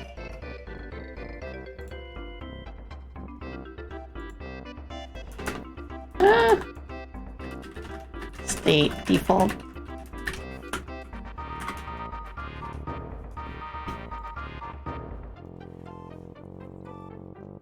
Let's see. Okay, that's good.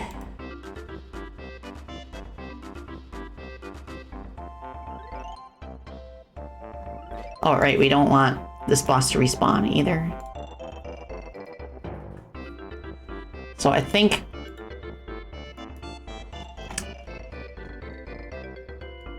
I will just have the boss here. We don't need to worry about, like, spawning it later.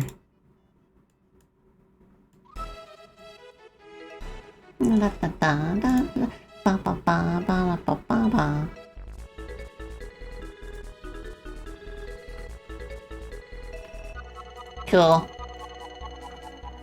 And I do... let's see.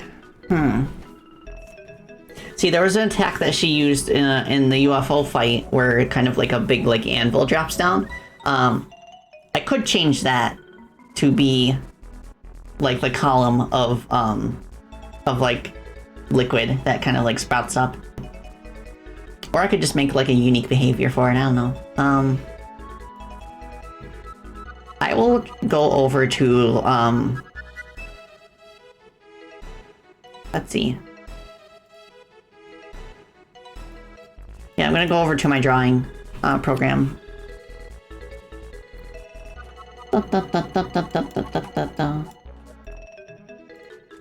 Okay, where'd you go? Huzzah! Okay, does my cursor line up? I think so. Okay.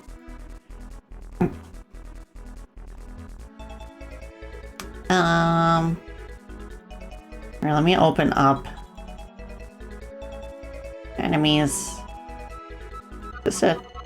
Okay, yeah, I'm just gonna swipe the color palette of this. Da, da, da, da, da. Ah, Joshua, thank you so much for the follow. I appreciate it. Welcome, welcome. Hope you're doing well.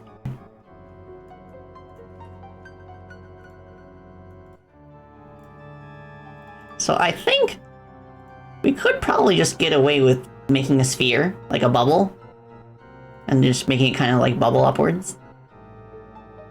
Yeah, I have a sprite for that, that I could base it off of.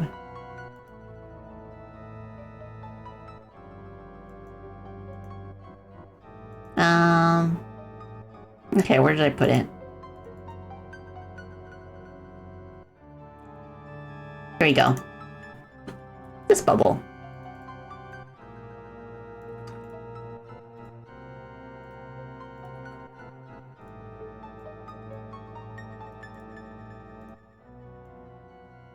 So I'll change this to match the canvas size.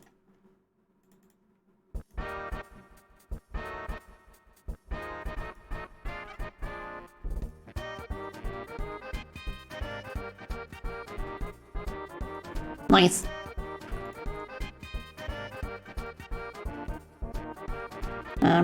Change it to bubble shot red or pink, I guess.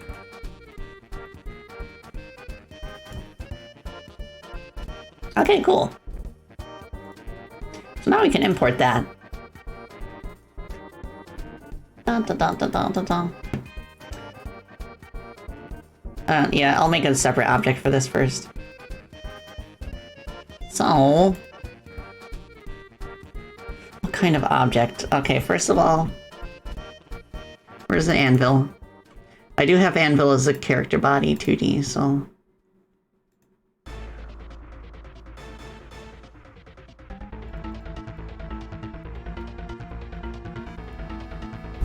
So let's do, like, water pillar. Let's just call it that. Collision shape. Let's do a rectangle.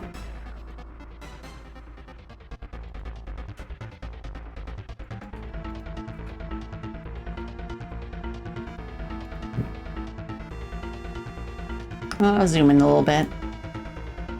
So now I want to add a particle system. GPU of particles. Bonf. Bonf. Okay. So for texture,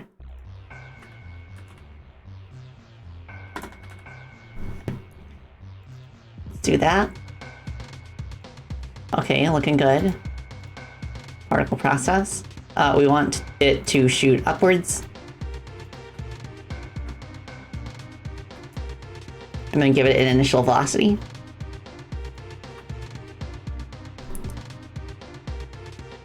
Gravity should be 980.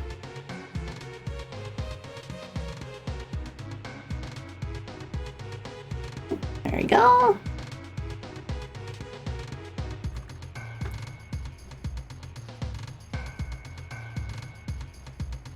Ba, ba, ba, ba, ba, ba, ba.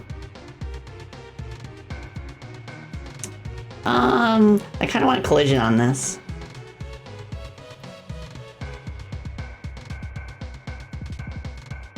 Hide on contact. How do I determine what collision layer it's detecting?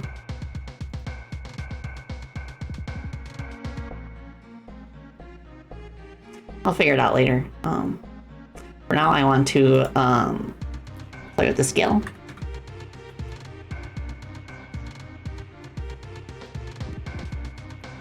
And then we will change the emission point. Give it a range of 32. That's too wide. Let's do 24. Also too wide. So if we just pretend that we can't see the ground, I want it to be dense enough that like you can tell what the hitbox is supposed to be.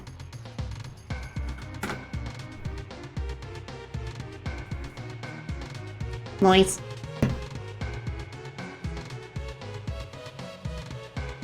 Then maybe on its way down it kind of like starts fading out.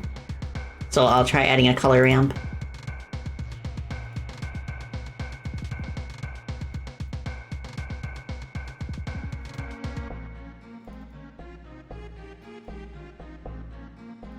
Yeah.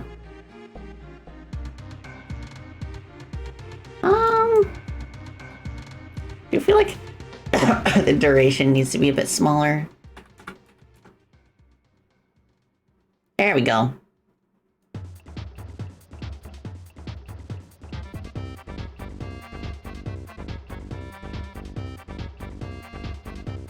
Nice. And then maybe do a little bit of, I don't know, a bit of color variation. I could do this by making two separate emitters that work in tandem with each other. Bubbles. Oopsie. And this one, I will add a modulate color. Make it reddish.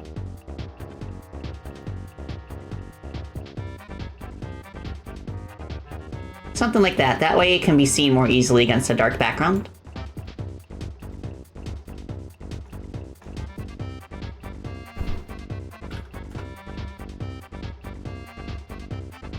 Yeah, I dig.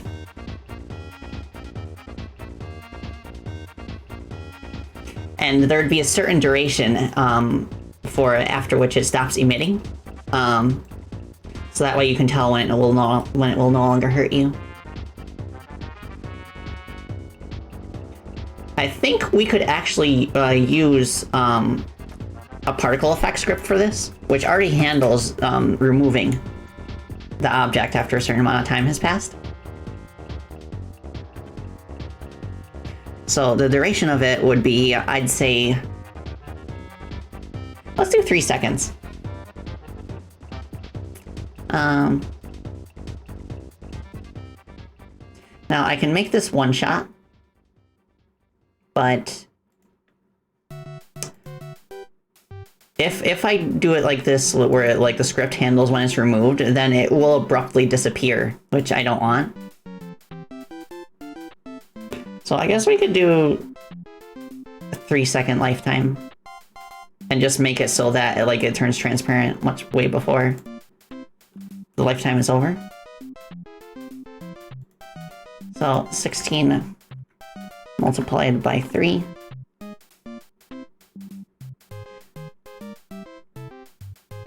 So let's go back to the color ramp. We'll make it transparent much sooner.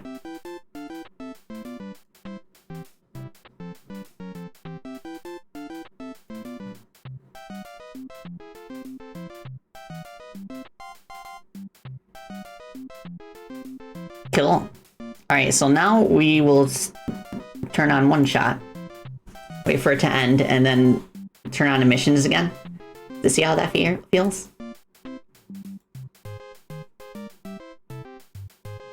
Oh yeah. I think that's going to be a nice challenge, to have like a lingering hazard that you kind of have to keep in mind while you're trying to pursue cloning. But let me change lifetime a little bit sooner.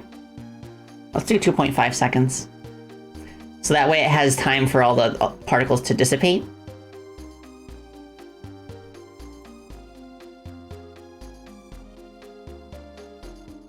Wow. Wow.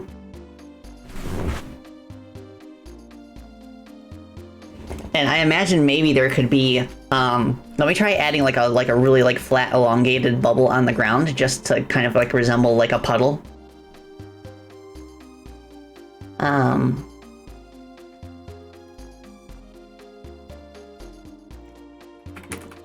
Oops, not pink, pink. So the way I will handle this, 0.25, I will, okay, call it puddle. I will attach an animator script to it, animation player.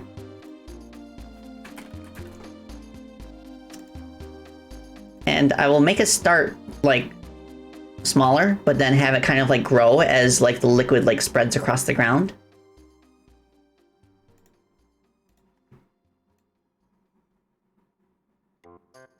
Okay, let's just put it here.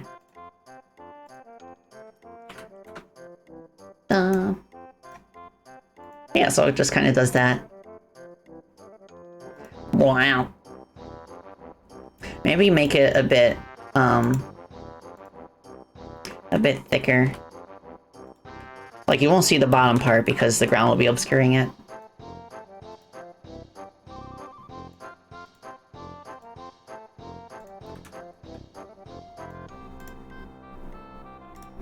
Wow. Wow. So at the game's like actual internal resolution, let's see what this looks like.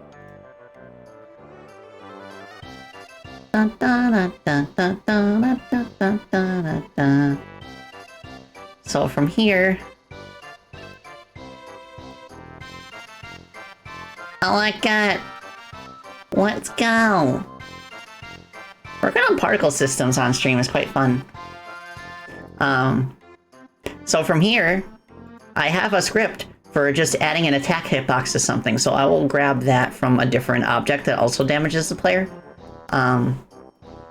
But first I'm gonna save the scene.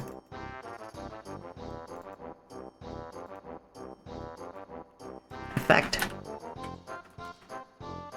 Water pillar, pink.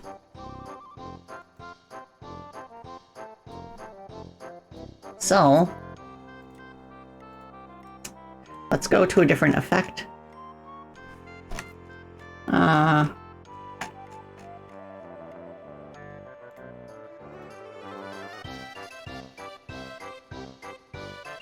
Oh, wait, the boss itself has it. With these laser things. Sensor attack. That's what we want.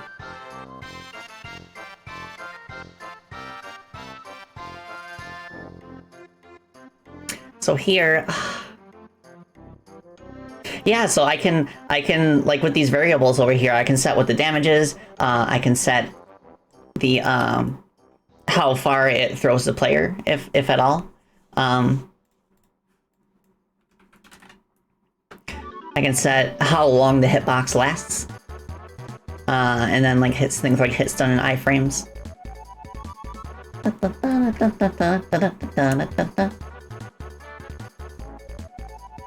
Okay, what is the default hit stun on attacks? I need to check the player script for that.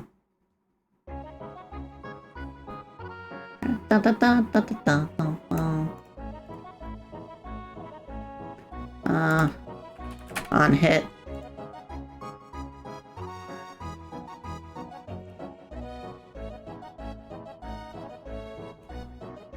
Okay, it's 0. 0, invincibility.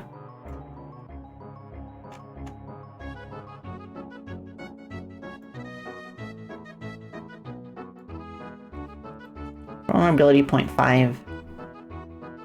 Flash. Oh, hit stun is 3 frames out of 60.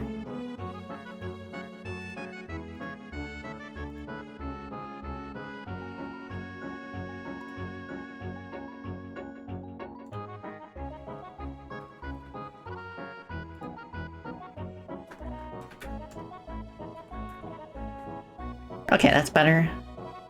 And what iframes does it give us?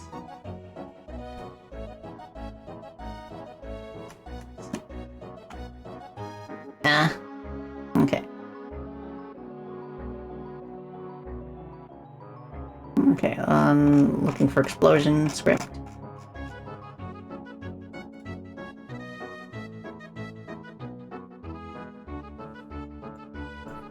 I see, okay. Self-attack damage. Okay, 1 second. I mean, half a second. Alright, I'm gonna have to update the laser attack here to match.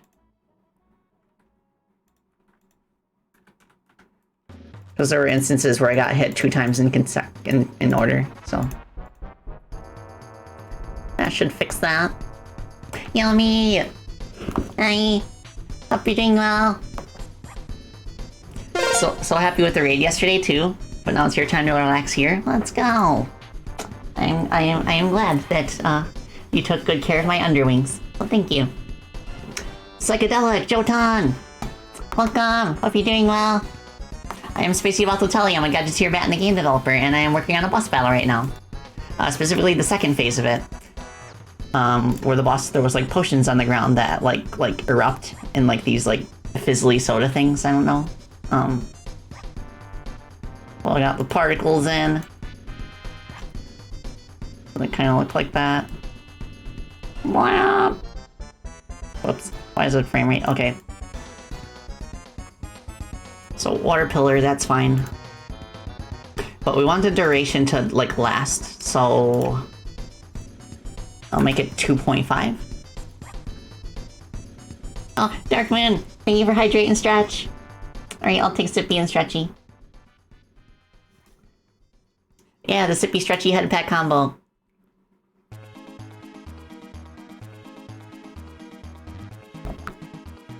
Ah, well, good stuff.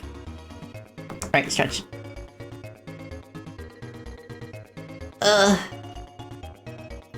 Oh my gosh, I felt like a pop. That's a good stretch. Lately, when I've been getting up in the morning, like, I've figured out a way to stretch my right leg. Like, in a very specific way to where, like, it always pops and gives, like a relief of a relief of tension. I don't know what's happening for my right leg to kind of, like, tense up when I sleep. But the pop feels good. Oh. Okay, one more big stretch.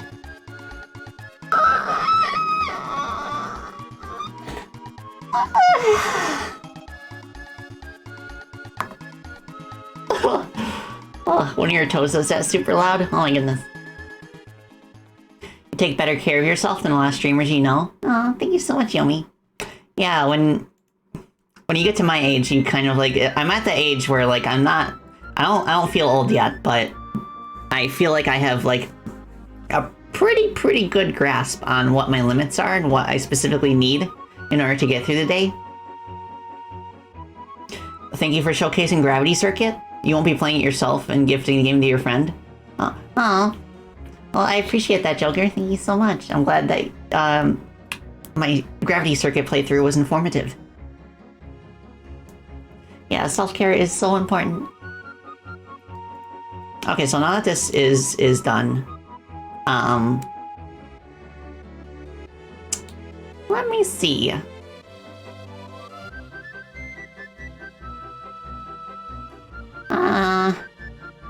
Okay, where's the projectile for the red potion?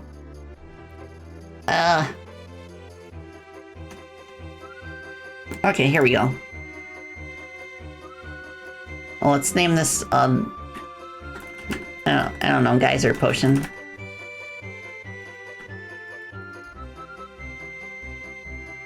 So for the geyser potion... Yes! Oh, yes! Oh, yes. You need to get a vertical mouse set drive? Oh, yeah, I definitely recommend trying it out. Make sure that you get one that is good for your hand size. It took me a while to find one that was actually small enough to be comfortable for me. But when you get one that works for you, it's definitely worth the investment, I'd say. Okay, so under effects. Let's go see if I can find that pillar. There we go. And I'll increase the duration of the geyser potion so that it actually has time to land on the ground.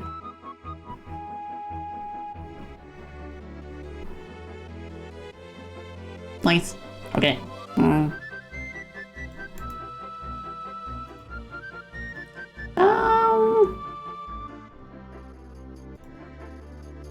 Okay, water pillar, sensor attack.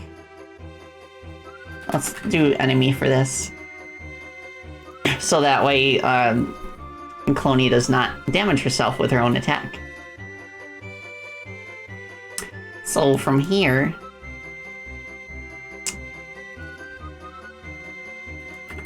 Geyser potion.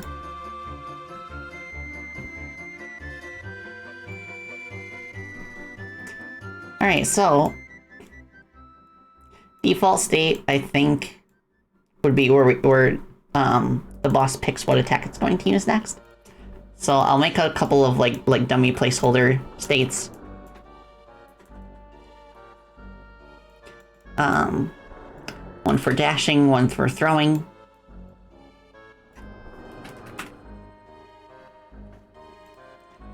So during the dash state. Oh, right, a flinch state as well. Well. Yeah, I think honestly, like, dashing and throwing the potions are all the attacks that she really needs. Maybe jumping too. Yeah, I'll do a jump.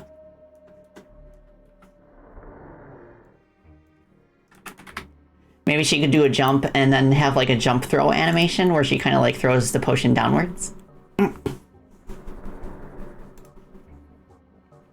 Well, okay. So, I'm ready of our animation equals. There we go.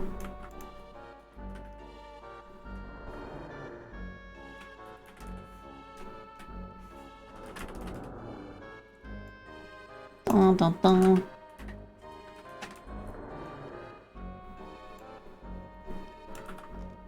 Okay, so for dash, we play dash. For jump,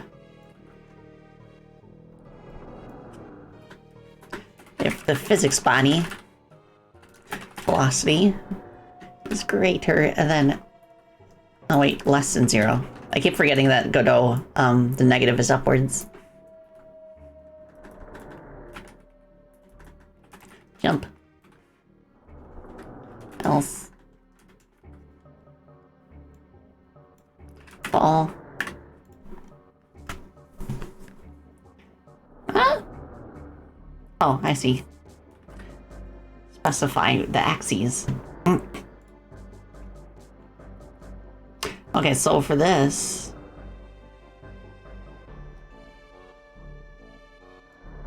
Alright, so... If physics body dot velocity is greater than 0...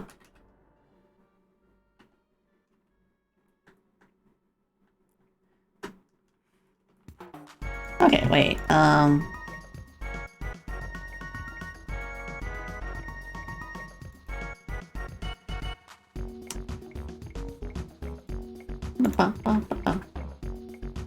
Even after 2 years using the engine, why upping the negative still confuses you? Yeah. Okay. I feel like these need a root node. Like both of the character sprites, and then that will control what direction they're facing.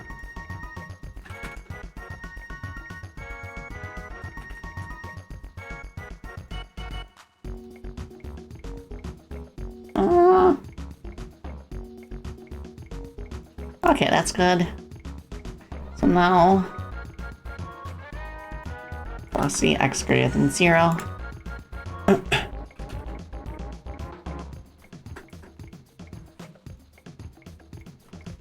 So if root.scale.x. So this will be when we're facing right. So x velocity greater than 0, we dash. Otherwise, we backdash.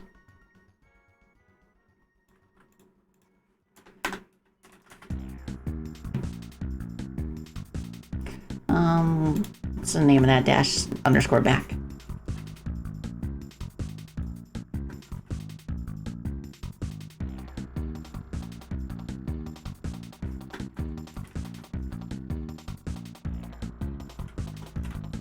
Cool. So that should handle the animation for that.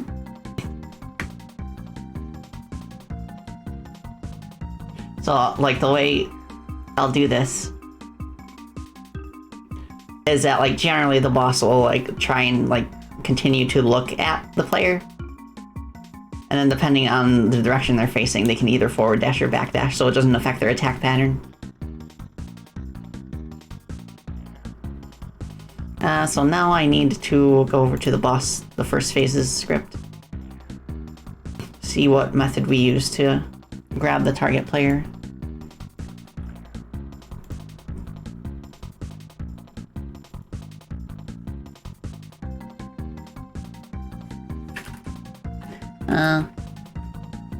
Process.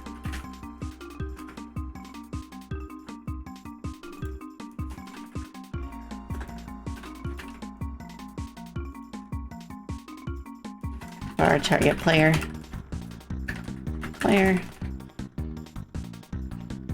Whew. Okay. Oh, I am on a roll. This would have taken me like all day normally, but I feel like streams like have a good effect on making me kind of like focus better. Cause like I think it's because I'm able to like voice my thoughts out loud to y'all. And by kind of like explaining to y'all what I'm doing, it kind of helps me focus on the task at hand. It's interesting to watch you work. Thank you, Aslex. Guess we're the rubber duck in your rubber duck programming? Yeah, I guess so. Oh, I'm glad to hear that, Argo. Okay, oh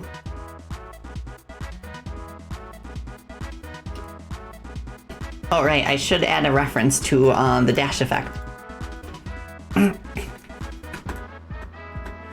Dash effect. Just so we got that.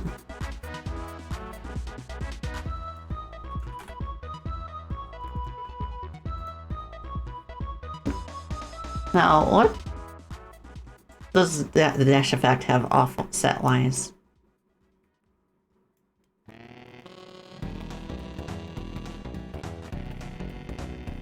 So it would be -8. -8, no, -16, -8.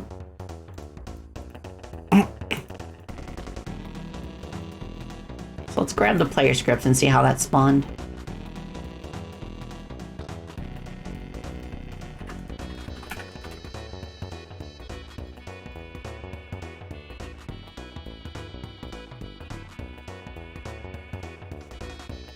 Nice, I'll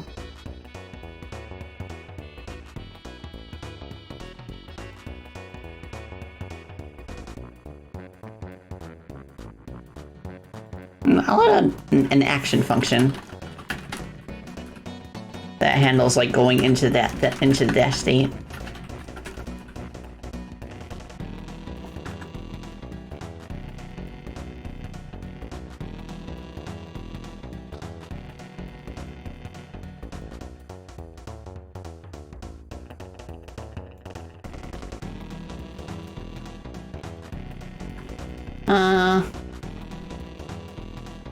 Okay.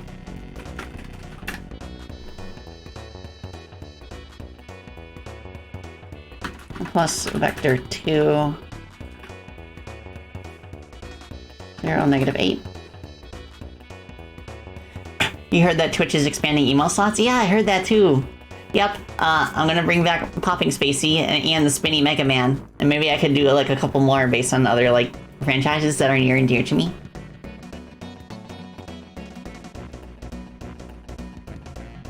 Well, okay.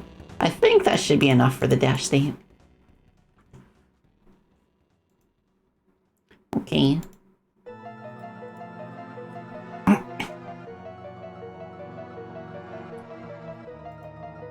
I do wish I had a good, quick way of, like, testing this without actually going into a scene. I could probably make, like, a dummy scene.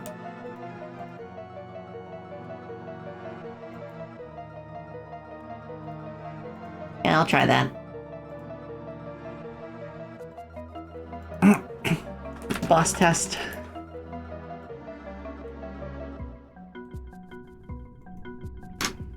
And from here, get a static body. The collider does not need to be anything, just needs to be a floor.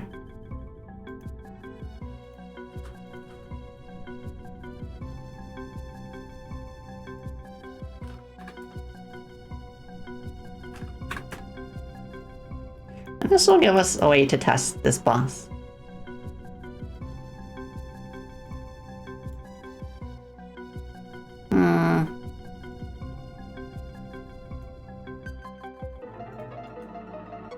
Okay, gonna have to save this scene in order to actually play it.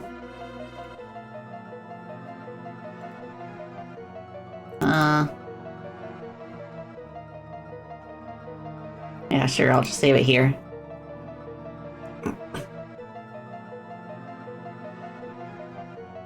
Okay,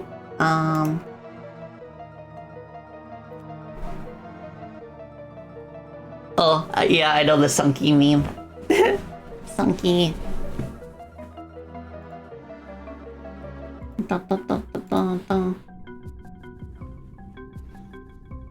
Oh, Edge Drive, if you're still there, I just noticed the sketches that you sent me.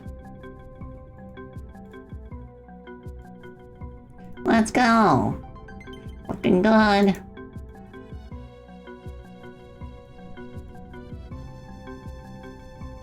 Awesome.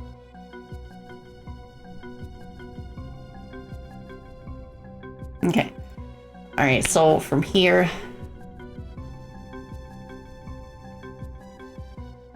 I guess we could do a test, just to see if the dash is gonna work the way we want it to.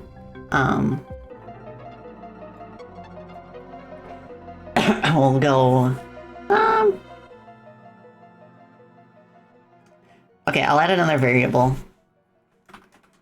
Export var movement range.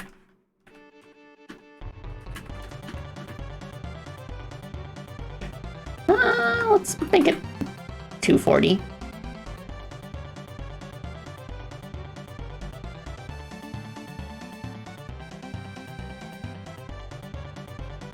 And we'll do take timer plus equal to delta. We'll just wait half a second.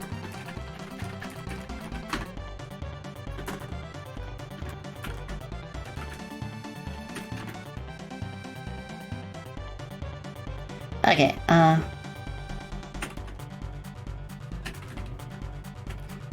if we're facing right,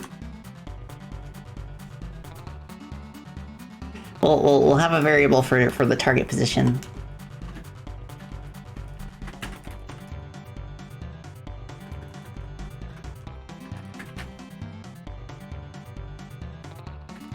Target X equals start position.x plus movement range.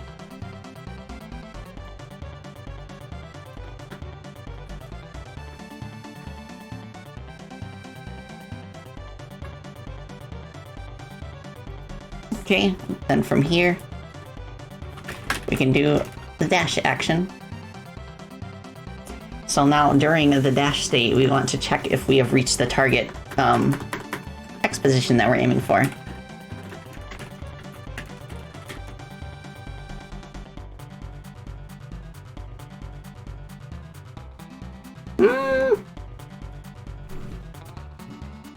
Oh, right, we need to set the velocity as well.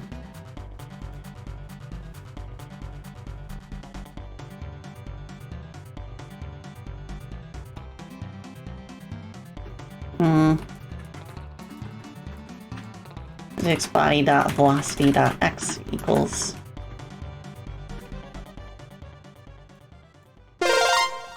scale dot x.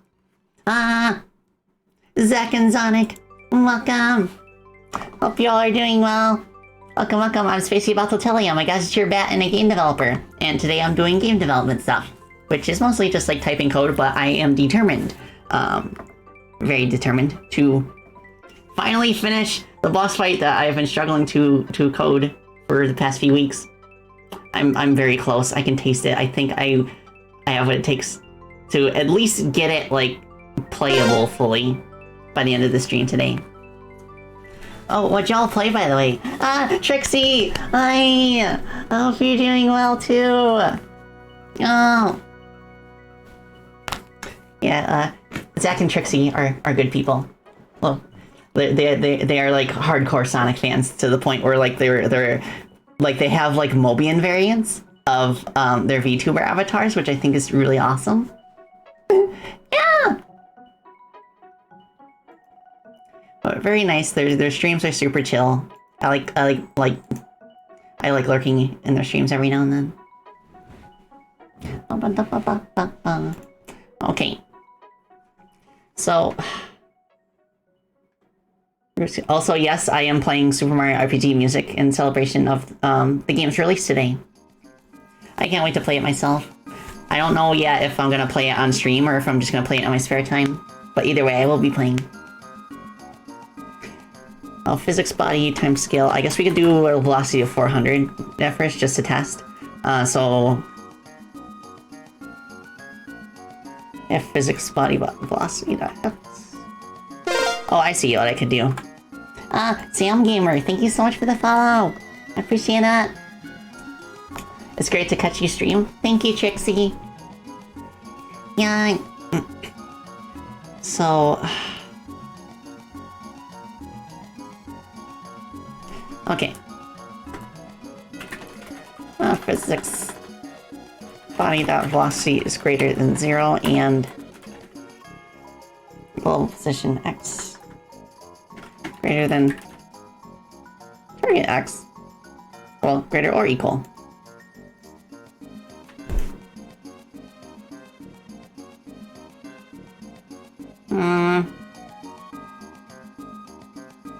Okay. This might work. Then what I can do is physics body dot velocity. Alright, I need to do the velocity x right here as well. Equals move toward.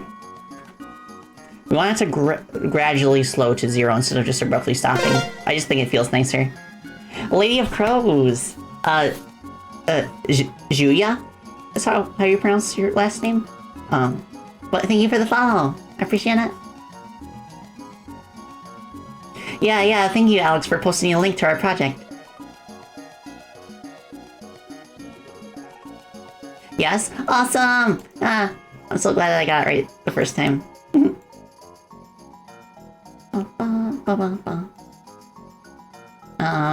Okay, move towards 0. Let's do 800 times delta. What? Did I mess something up? Oh.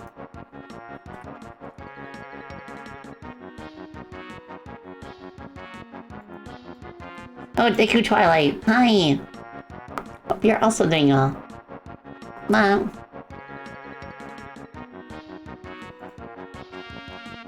Okay, I'll just add like a second condition for facing left. And I'll make it an OR statement. So that way I don't have to type the code for slowing down twice.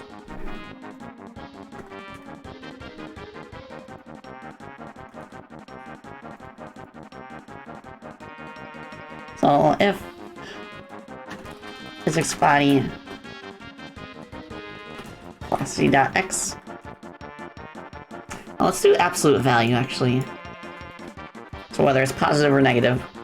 If it's less than like 50, then let's just go back to the default state.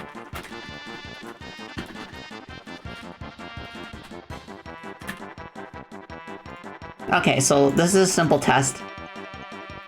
Hopefully what should happen is that the boss dashes to the right, stops, dashes to the left, stops, repeats.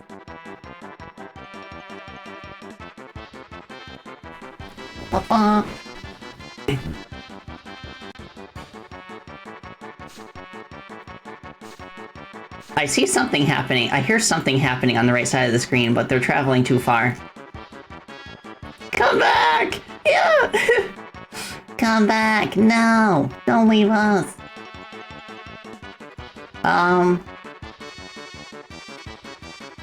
Start X plus movement range. That should be fine.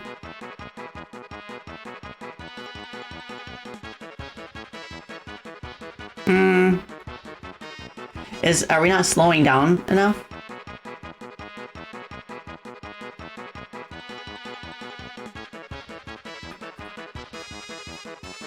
Okay, let me try, whoops. Let me try printing what our current velocity is here. And then I'll check the console to see if we're actually slowing down.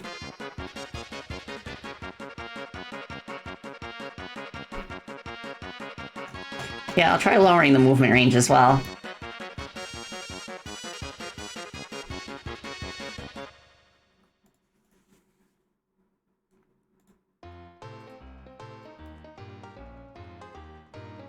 Well.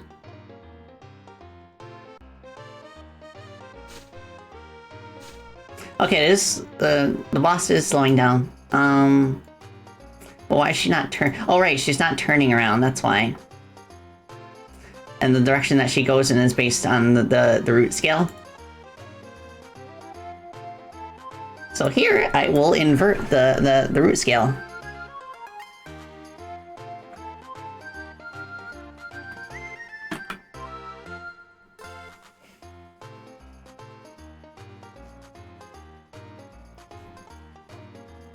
And I'll decrease the movement range further. Just to make sure that's what's happening.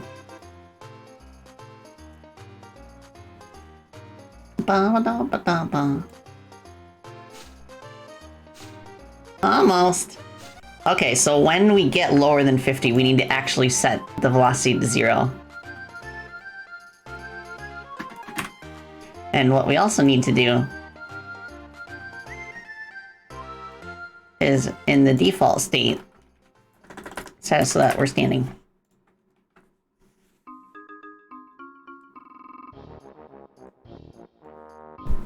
I'll change this to like 10. Wait, nah.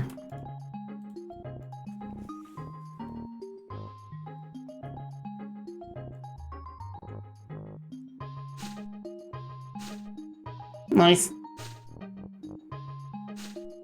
Cool stuff. I noticed that there's a bit of a flicker where we flip direction before actually, like, changing our animation, so I'll also change the animation here. Neom.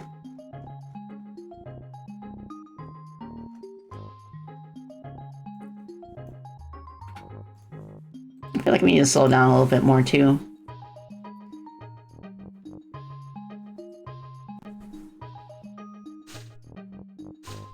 Let's go.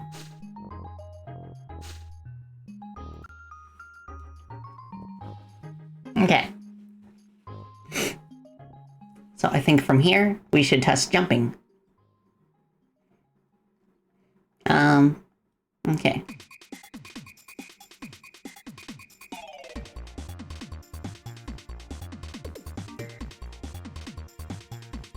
I think what I could do as well, I could base the direction on where the boss is relative to the start position, so regardless of where they are, they will always face towards the center of the boss arena.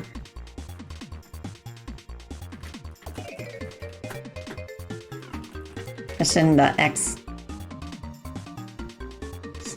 greater than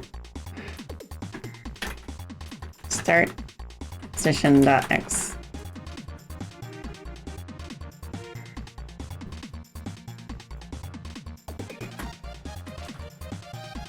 Nice. Because, like, I don't think she's gonna jump quite as fast as she dashes. So, I think, like, I could have a variable for determining what action she will take next. Which increments by 1 every time that she picks an action in the default state.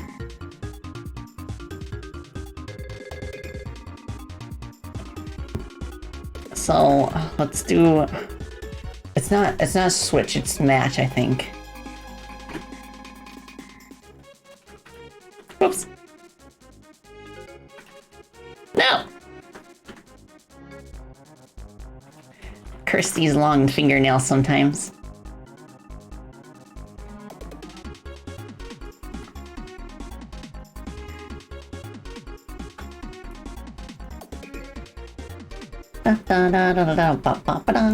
Your nails are so pretty though. Thank you. It's been a really long time since I broke one. They're getting pretty long now. Which I'm really happy about, because I like them when they're long.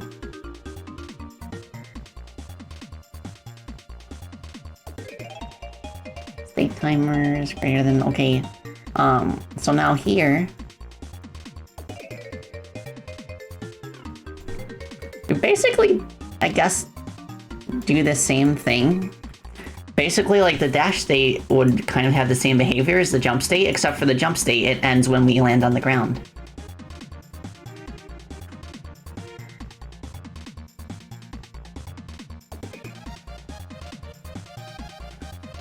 Okay, function, action, jump. So here, physics body dot velocity dot y equals, let's do negative 500 at first. And let's add a sound effect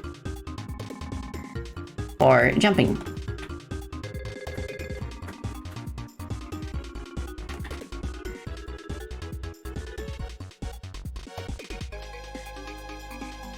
Okay, play sound.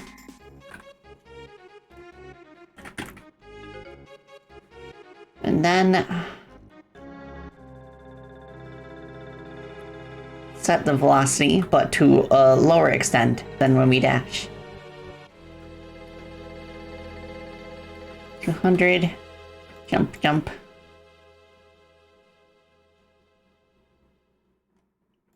So here, I think there's, yeah, apply gravity as a method in the base script.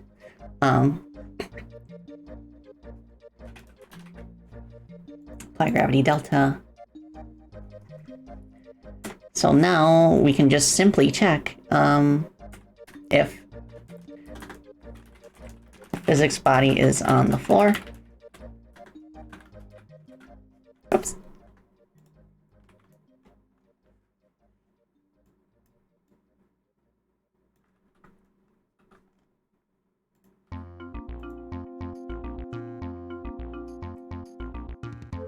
Okay.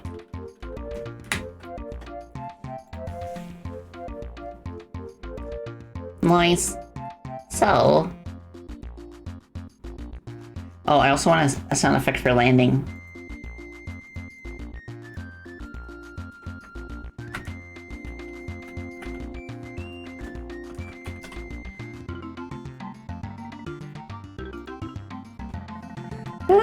Okay.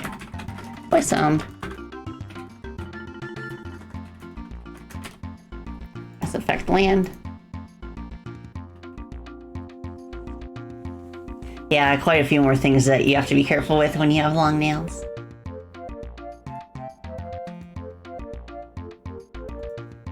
Okay, let's jump. Landing. Cool. Let's test this. Oh, we don't increment the attack value. So let's do that.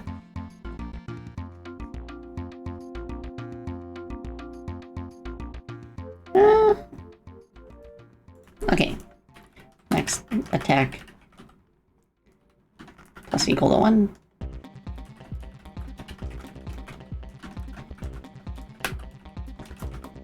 Ah!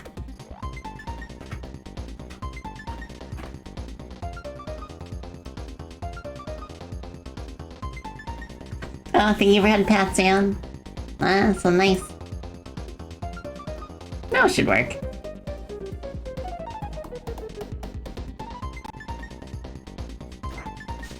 Oops. To the moon. Why is gravity not working?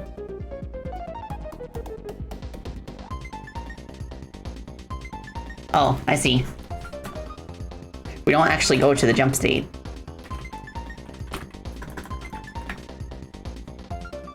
Oh, thank you for hydrate and stretch. Okay, I'll take sippy and stretchy.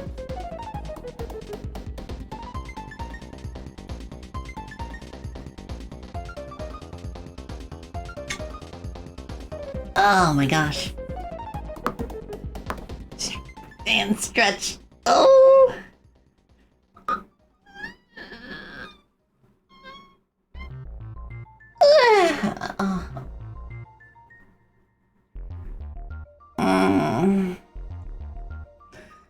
Oh, omega stretch there. Okay.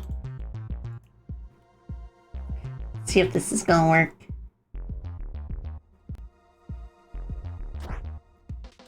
Nice.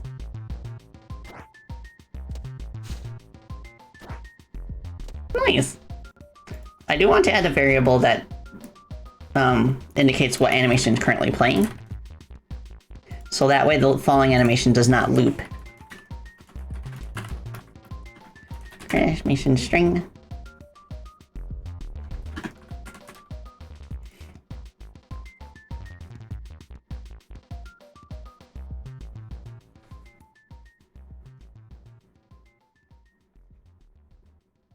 Okay. Function. Set animation.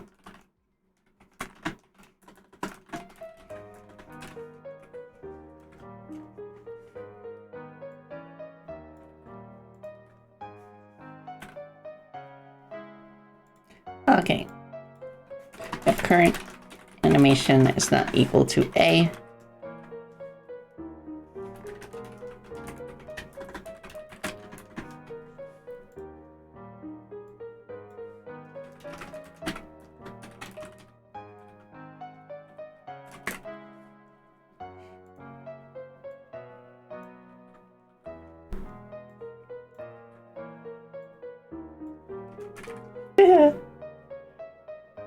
you cannot hear this song without thinking it is so over.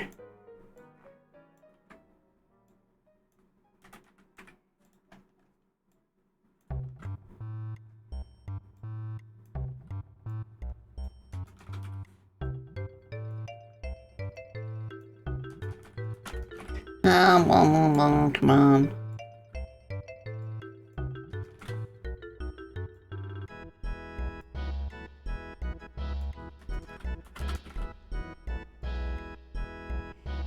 Phew. Oh, yummy. Thank you for head pats. So nice.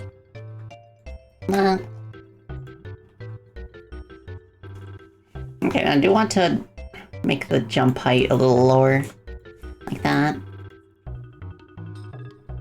Oh, there's a Super Mario RPG randomizer? Let's go.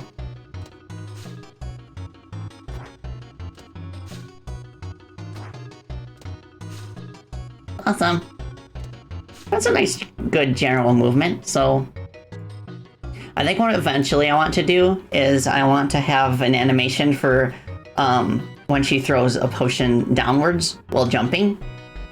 I think that would work well, like being able to like throw it downwards at the apex of her jump. I think for now I can like use the ground throwing animation as a placeholder. So for that,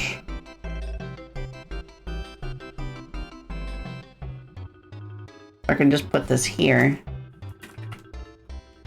And then if the frame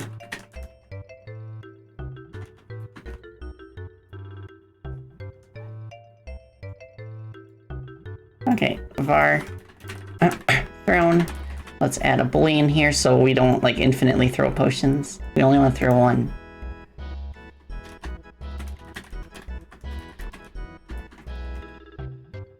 State equals state jump. Thrown equals false.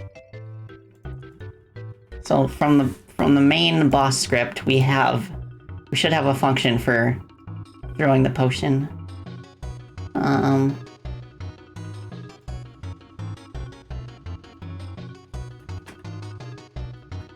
Red potion.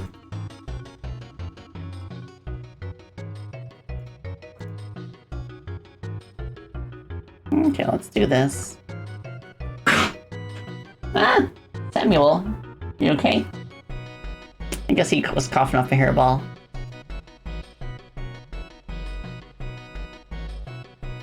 Okay, so here is where we do all the red potion stuff. Shoot angle, I want it to be... Okay, negative 45 is like diagonally upwards. So I guess we would go... Like downwards would be 90, I think.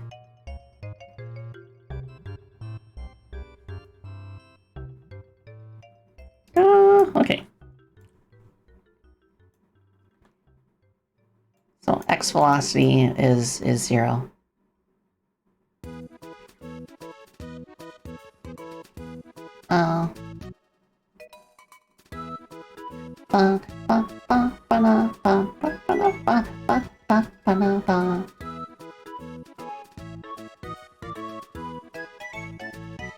Well, this will probably be fine for now, until we can see it work. Oh, something else I could try, maybe. What the dog doing? Thank you so much for the follow, I appreciate it. Welcome. Hope you're doing well. I want to add, like, the effect of glass shattering. So, I think in order to accomplish that, I might have something along those lines. Let's see.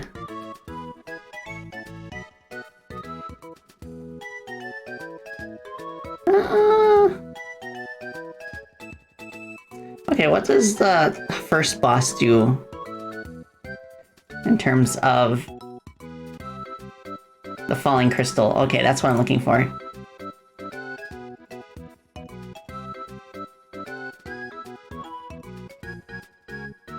So here, spawn on impact affect crystal.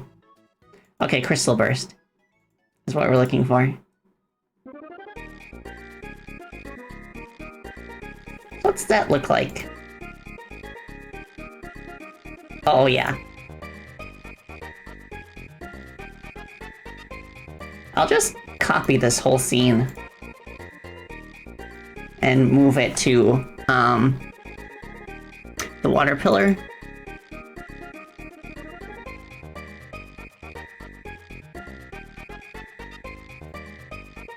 I think they'll look really nice. And because it inherits from the previous scene, whenever we modify like the crystal burst effect, and then it will modify this. Nice. Okay. Let's see if that works.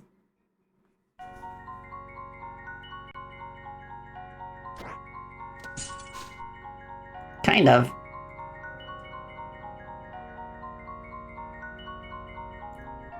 We just have to make sure that set the position.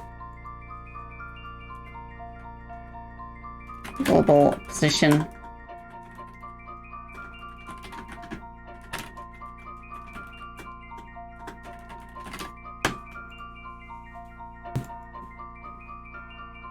Yeah, we're getting there. You want to eat crab rangoon every time you see that boss? Yeah. Oh, wait, wrong scene. Wrong scene.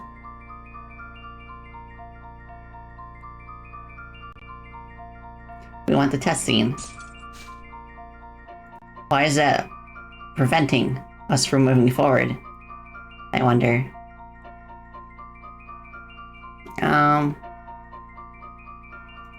Water pillar. Oh, I see. That's why. So it's an object. And that's it. Okay. Oh yeah, I love cramp rangoon baked tart. Bum, bum, bum, bum. I feel like maybe it needs to be before the Apex because of the wind-up time. So I will make it so that we start the animation at like -200 instead.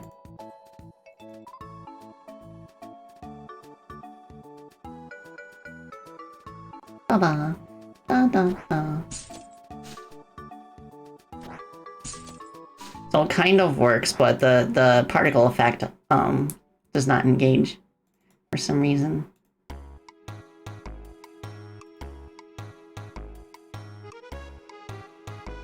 I wonder what it is. Okay, particle effect. Let's look at the particle effect script.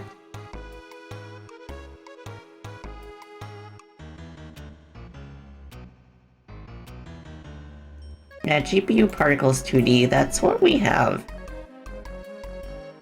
So why is it not?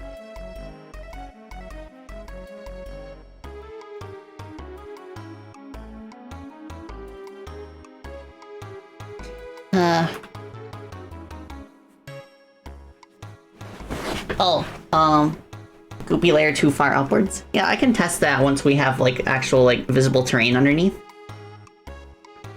Oh, I see why. I see what's going on. Okay, okay.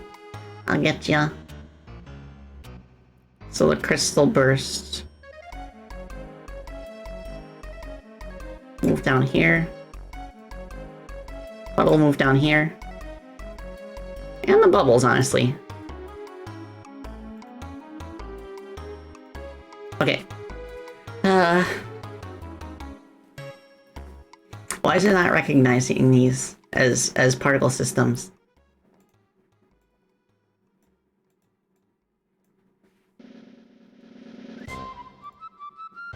I think I know. Maybe I need to...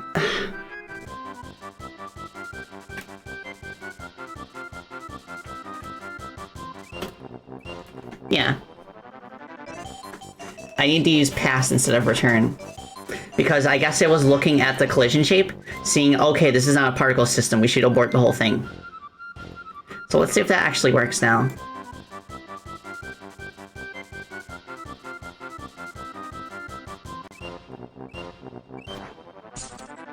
Let's go!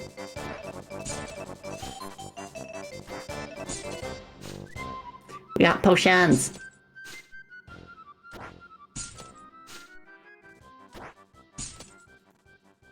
So from here, I guess the only thing is, I think I forgot to set the size of the attack hitbox. Oh yeah, it's in the ground. But we need it to match what this visibly looks like.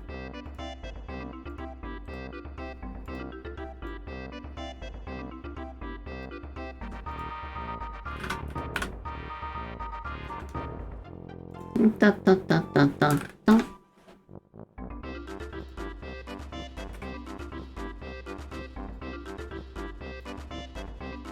Okay, let's see if that matches. It needs to be a bit smaller, I think.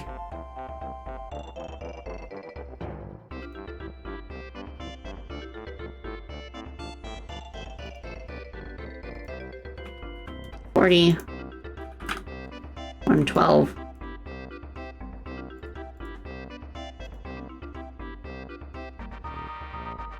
I also kind of want to make it so that it kind of pre-processes a little bit. Let's pre-process half a second. I don't know about that. Let's do 0.2.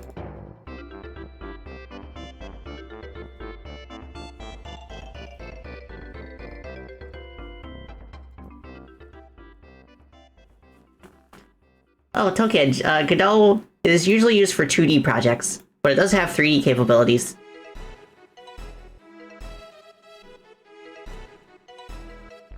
So I feel like maybe there needs to be a startup time before the attack hitbox actually, like, activates. Which I could do through the script. On the puddle. And I could make it so that there's a bit of a delay before we actually get hurt by it. I don't know. Or we could actually change the size of the attack hitbox to kind of like grow with the puddle. Yeah, I like that idea better. I think it'll be less finicky.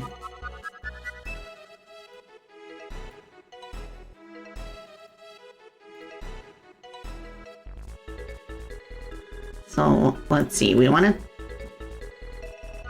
have it like this at first.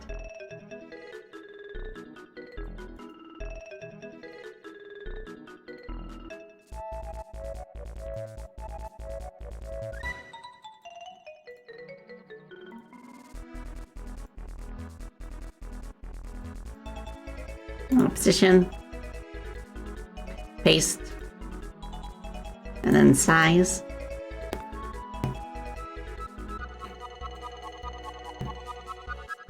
There we go. Now it's growing with the puddle.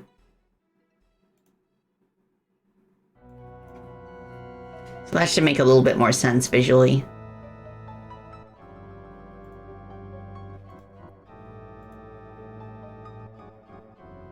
Oh yeah, Cassette Beast was made in Godot, wasn't it? I haven't heard of Brotato before, though.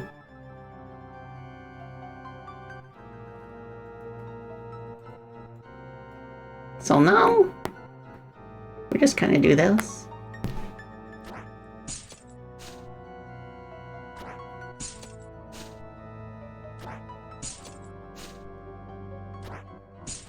Nice. And I think when we land on the ground, well, as part of like the normal attack cycle, I think we'll add another step, where she throws a green potion.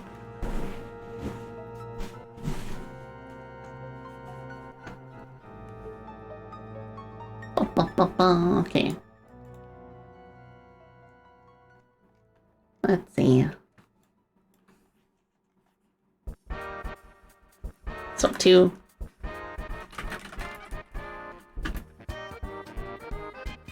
State. Equals state. Throw.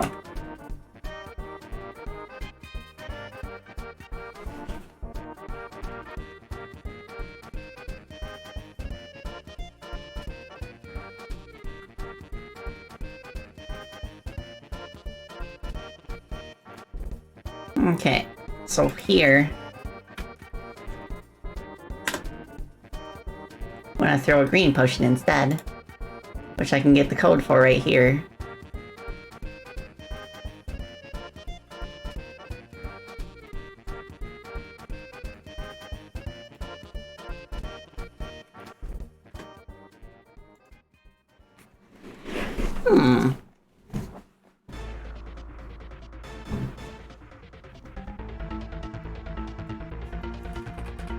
Thrown equals true.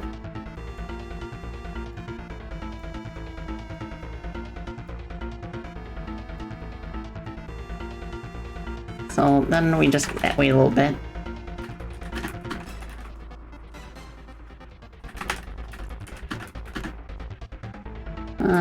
State timer greater than or equal to half a second, I guess.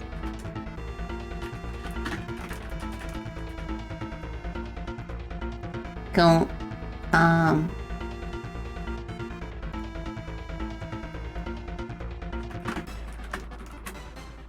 forget to keep this.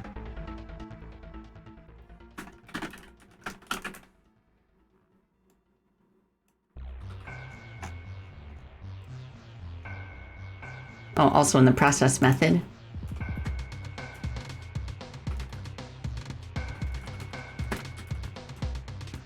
Change the speed scale with the time scale.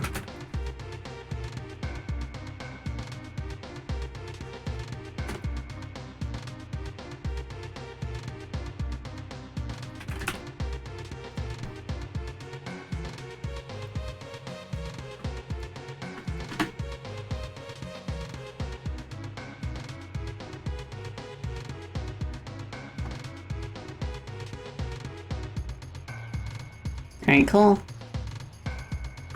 So now I guess we need the flinch animation.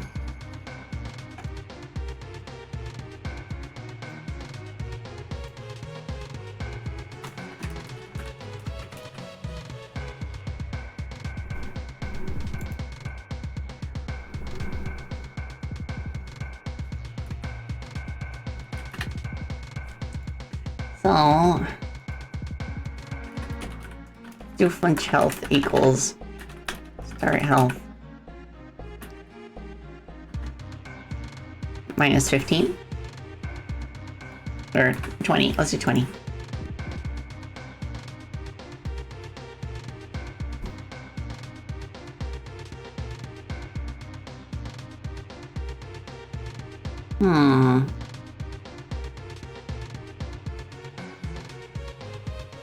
Okay, where do we process physics? I guess I could store store the velocity.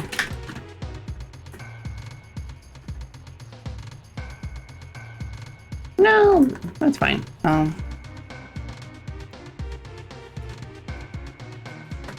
So if the state is not equal to the KO state,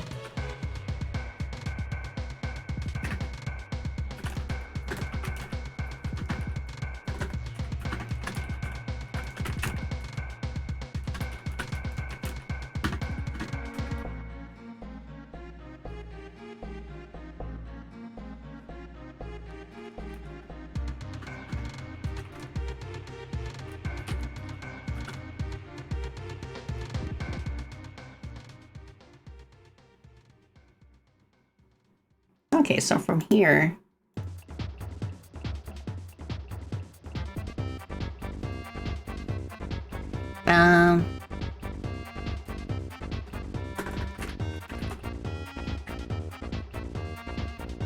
smoke that restart.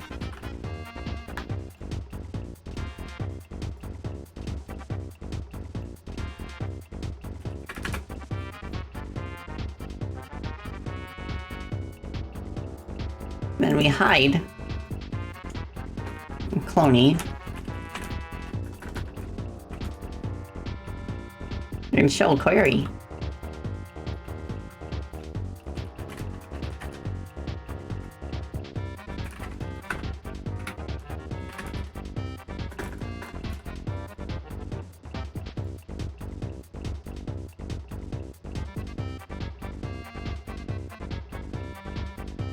Okay, I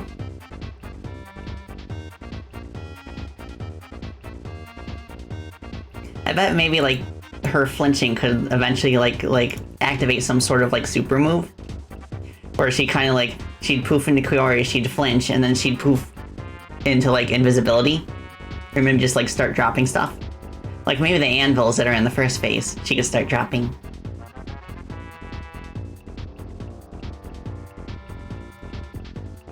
But for now, I'll have her poof back. Or like I could reposition her in a random position after staying invisible for a few seconds. Okay, state flinch.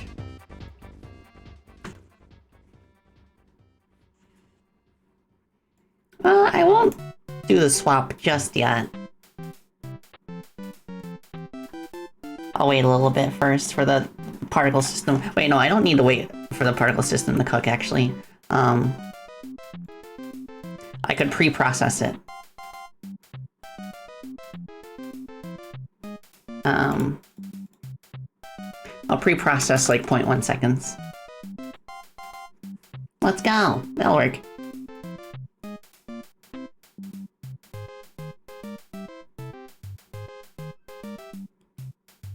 Da, da, da, da, da. From here, wait, I have this kind of code already.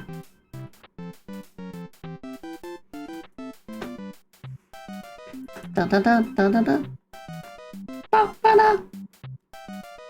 Okay, right, one more thing I want to do is set the velocity to 0.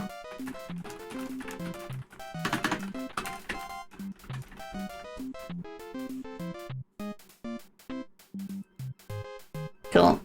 So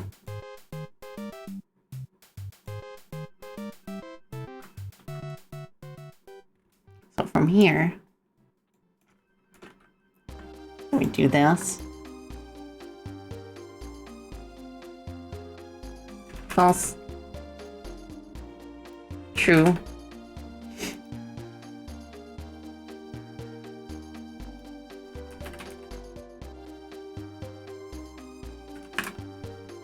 I guess we could maybe apply gravity here.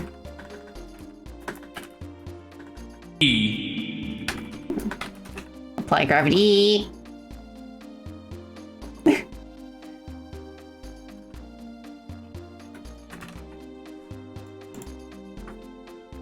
And for now, I will add a debug functionality to kind of subtract health from the boss, just so we can see how it looks.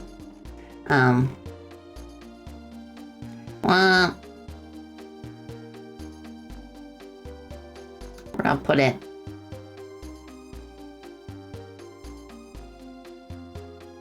There it is.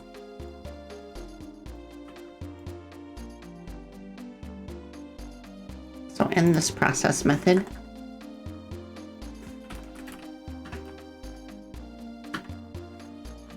Okay. Well.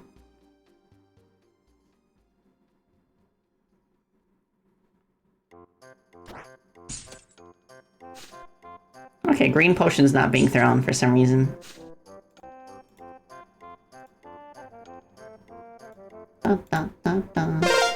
We do have the reference for it there. Chaotic, Neko, Goofball! Thank you so much for the follow! I appreciate it. Hope you're doing well. Okay, yeah, that's the green potion. Why isn't it possible? Why is it possible? Okay, we do set the animation. Oh. I think I know what the dealio is.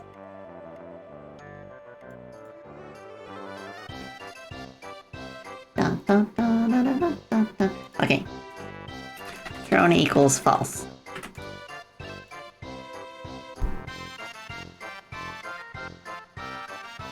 Yellow! Oh, that's such a cute greeting. Yellow. Cool.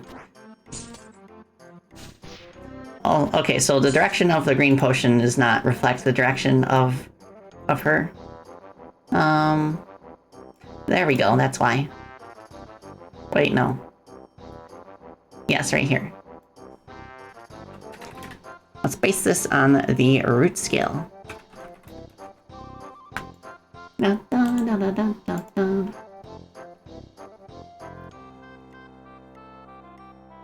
Huh. I'm a-hustling.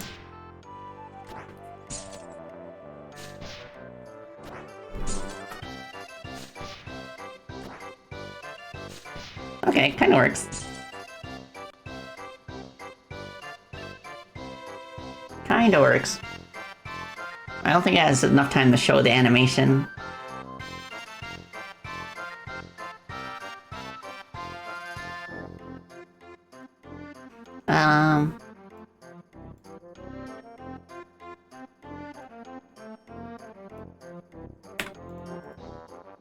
Ba, ba, ba, ba, ba.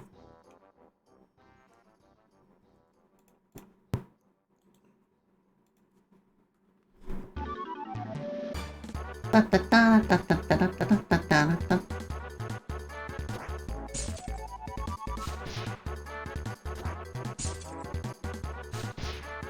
Okay, kind of. I think I need to loop the flinch animation, or kind of account for that.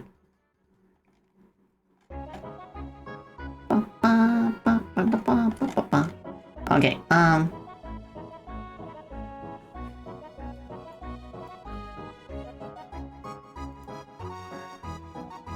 oh, so state timer greater than 0.3?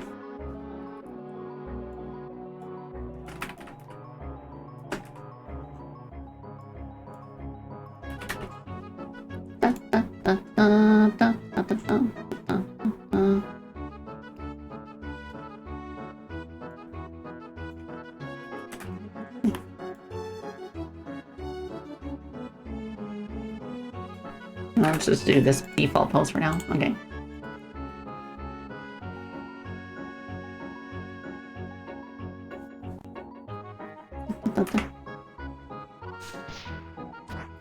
Okay, kind of. Oh, I think I see the problem. We don't reset the state timer when we go into the flinch state. So it's kind of random when she decides to change back.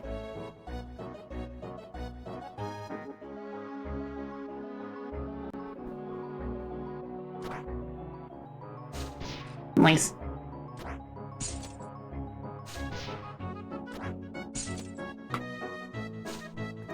Cool. I think this is a boss fight. So I think next is just the death animation. So we want a sound effect for the KO.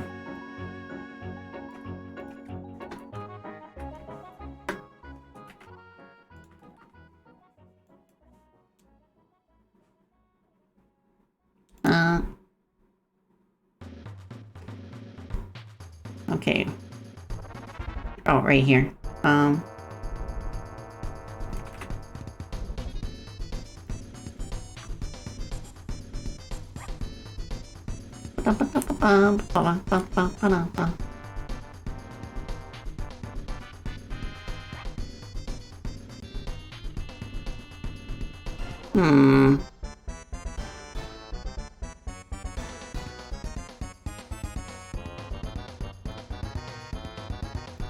Okay, so for now, for the KO in state,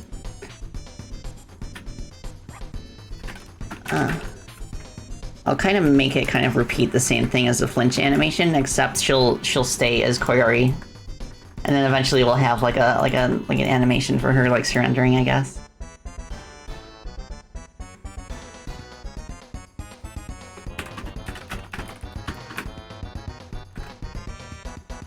Da-da-da.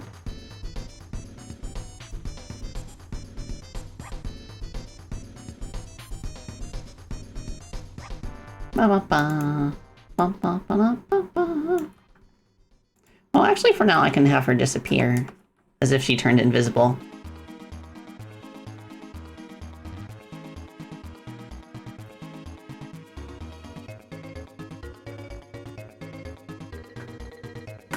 Okay,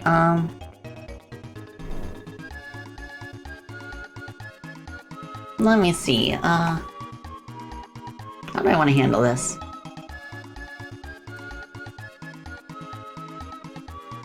Okay, if state timer lower than 0.3.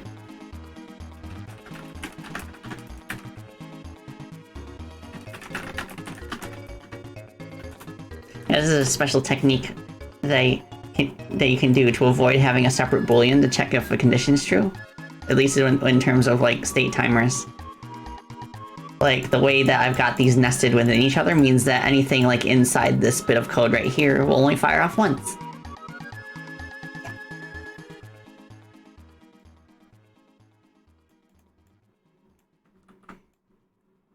So now,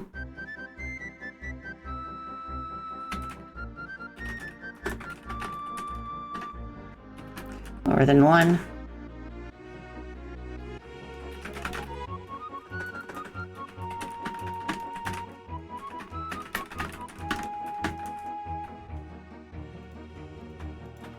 There we go. And we'll just hide both.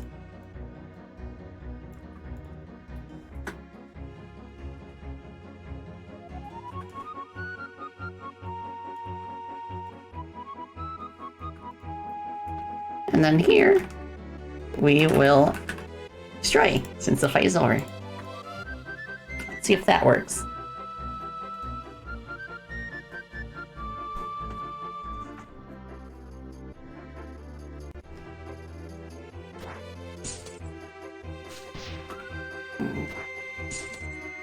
Boing.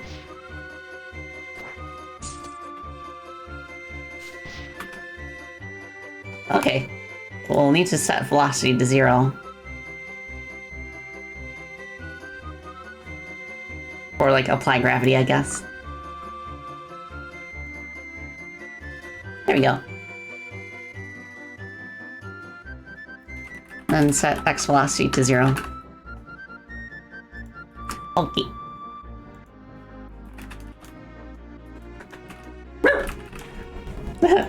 Paige says hello. So close. Okay.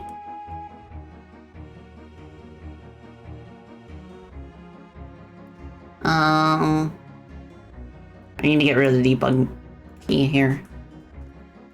Cool. So I guess final thing is to have the fight not actually start until we approach.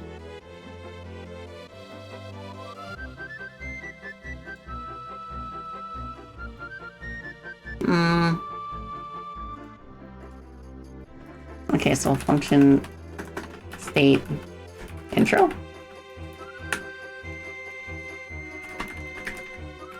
Target player, if target player dot x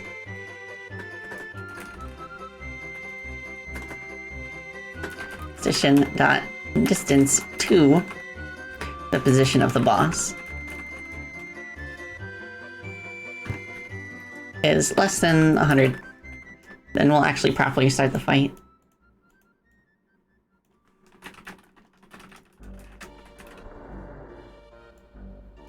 Well, 200. Let's do 200.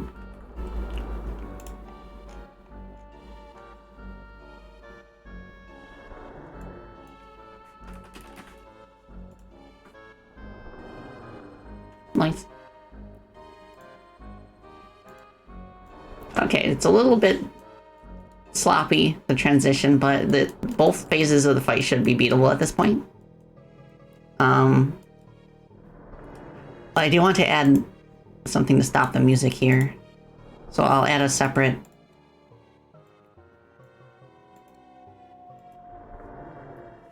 export var stop music on KL.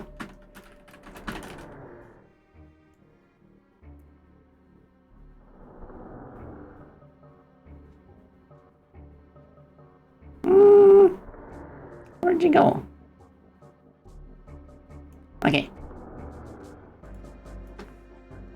Play sound.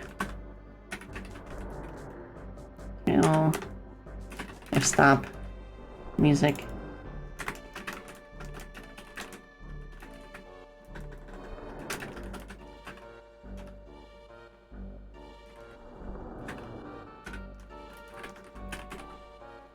I think that's where it is.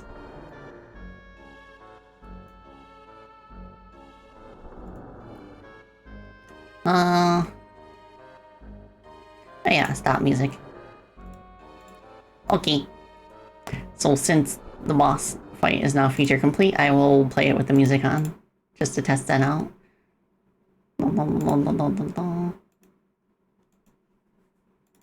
Cool. Cool.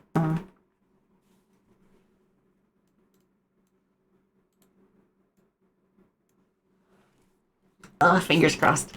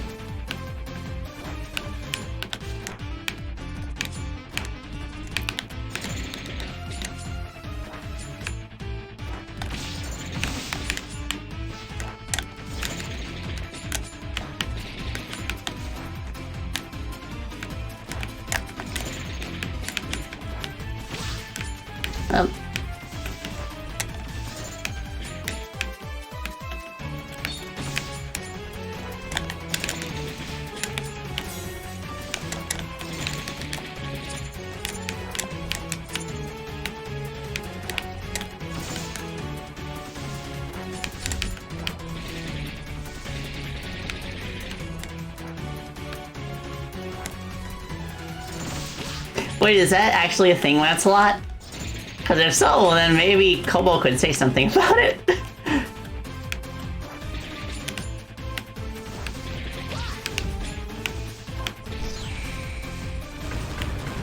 Okay, phase 1 down. Phase 2 is not initializing. For some reason. No! Why not? Why isn't it possible?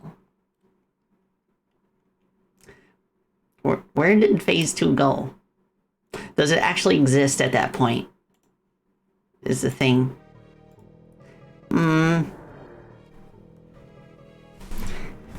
Oh my gosh.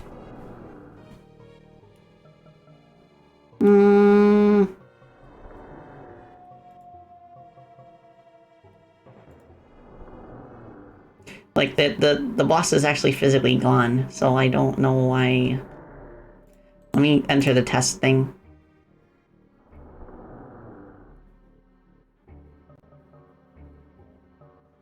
Okay, yeah, the boss should remain in place.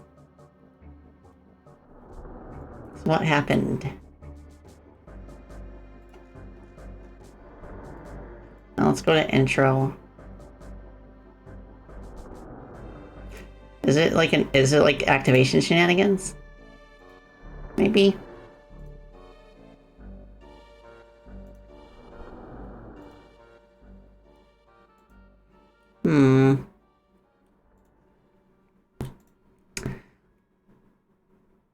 Well, I could try adding an activation field.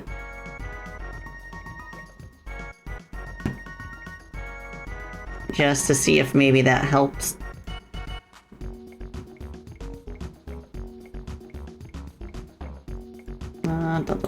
Give me that.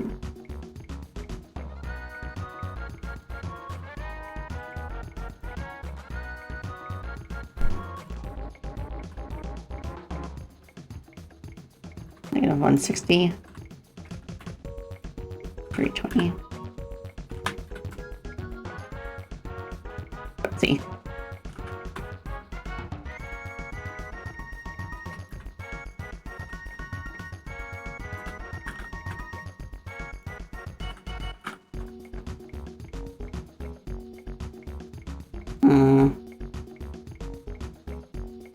What the heck?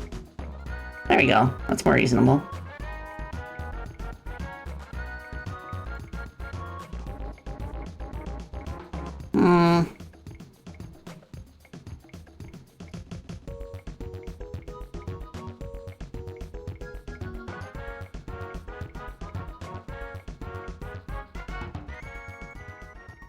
I wonder if maybe, oh.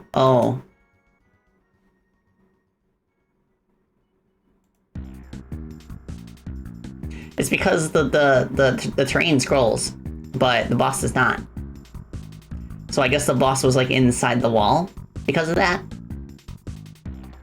So I might need to move the boss to be like a child node of the terrain.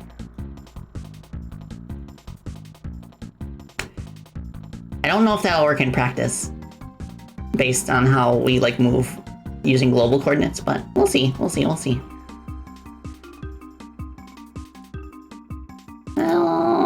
Okay, let's try this again.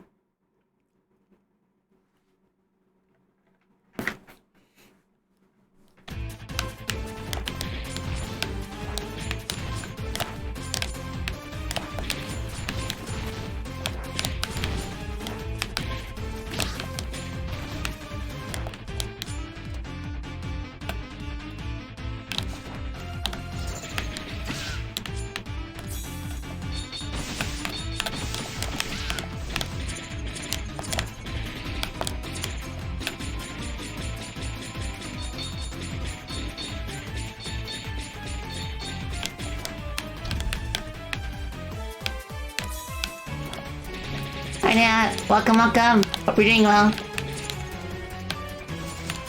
I'm so close to this boss fight being like playable from start to finish. Okay, cool. Almost.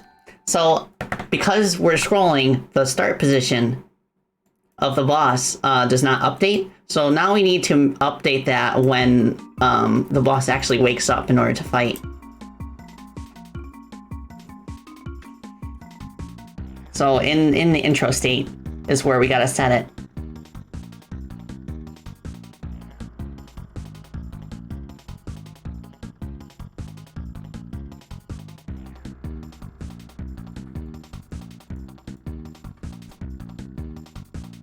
And also the hitbox sensor. Let's connect this here.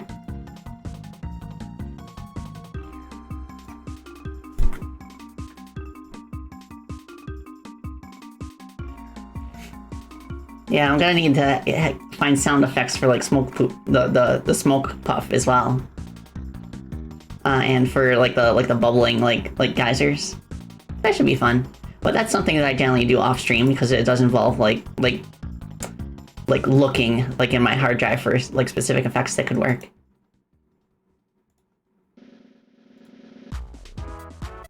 Well, okay, one more time. This should be the one.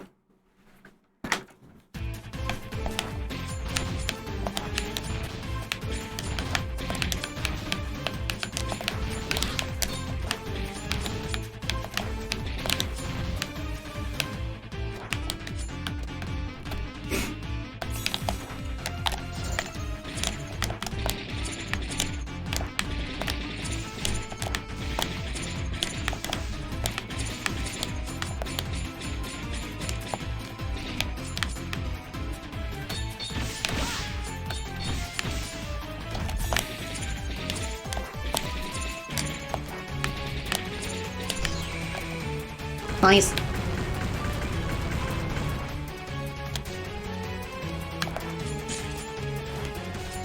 Awesome.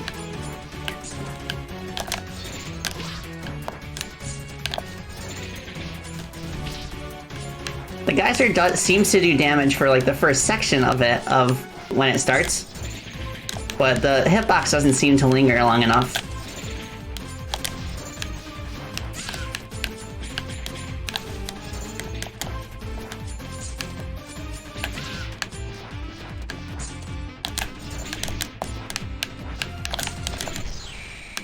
Nice. Okay, cool. I do want to have a slowdown effect as well when she's defeated, but yes, let's go! Finally! This boss fight's done! Well, not done, playable, but still! Let's go! Yeah! My stones! We have a new record! My stones! We have a new record! Oh my gosh, I can't believe this fight is done already. Oh, yeah. I mean, not done already, but done finally. Just gotta finish animations on your end now? Yeah, of course, Ward. I hope that watching this has like given you some ideas for how to approach like specific animations, because I did mention that I would probably need a few animations for like for Cloney, for example. Like she needs an animation for throwing a potion downwards while in the air. And then maybe How like about a kiss for luck? You've got to be joking. Huh.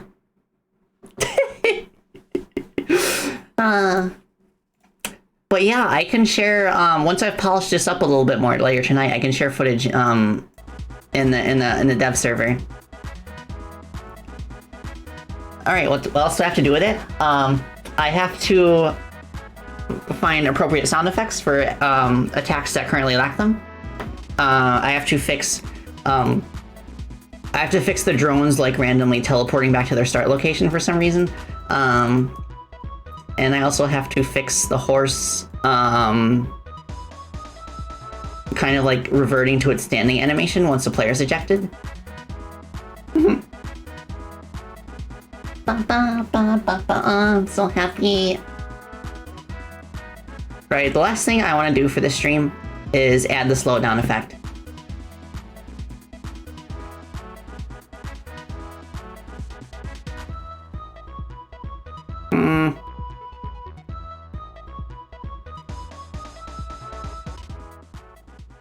Okay, so here, engine dot timescale.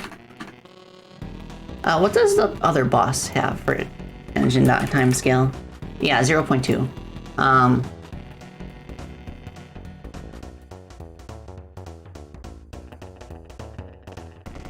Where do we set the time scale here?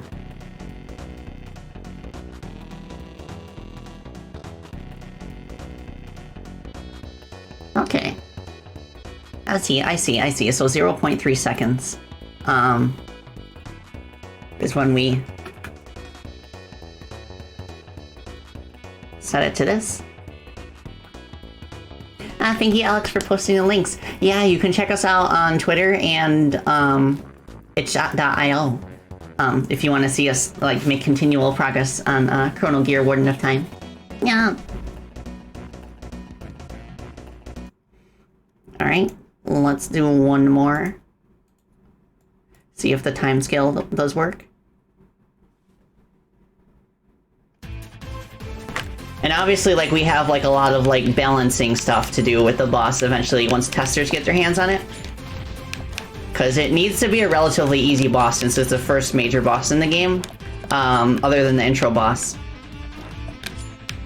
But it's, like, the first, like boss that caps off the entire world.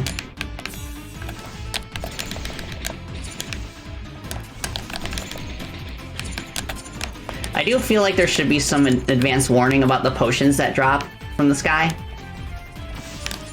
Because you can't really see her throw them since you're so far down compared to compared to her.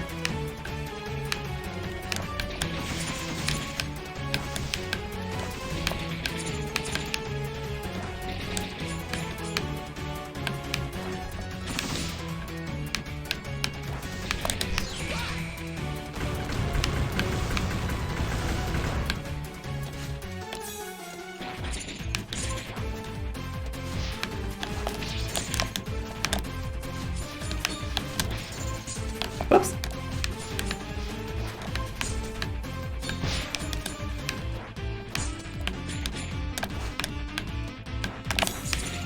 Success! Nice.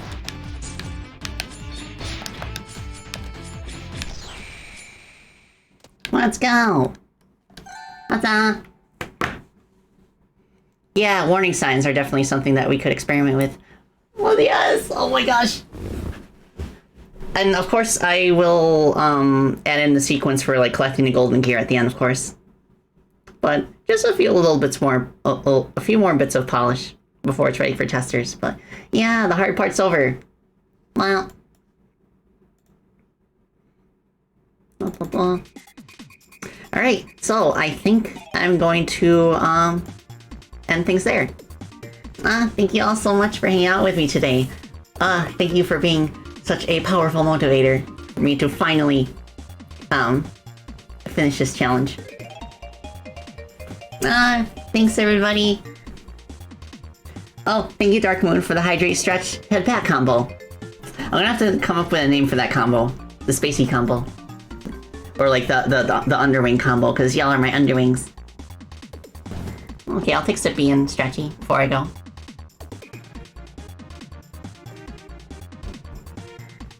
Oh, Alex, that's a really good idea. Yeah, I'll call it the carrying combo. Well, as long as the way that I pronounce caring is not mistaken for Karen. The underwing combo. I could call it the care combo. Yeah, care combo rolls off the tongue better. Stretchy. And then after this, I'll see if there's somebody we can raid.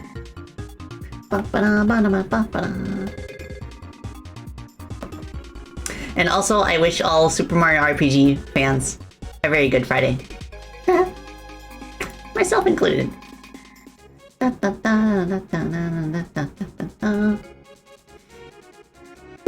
Okay. Let's see. Who can we raid today? What's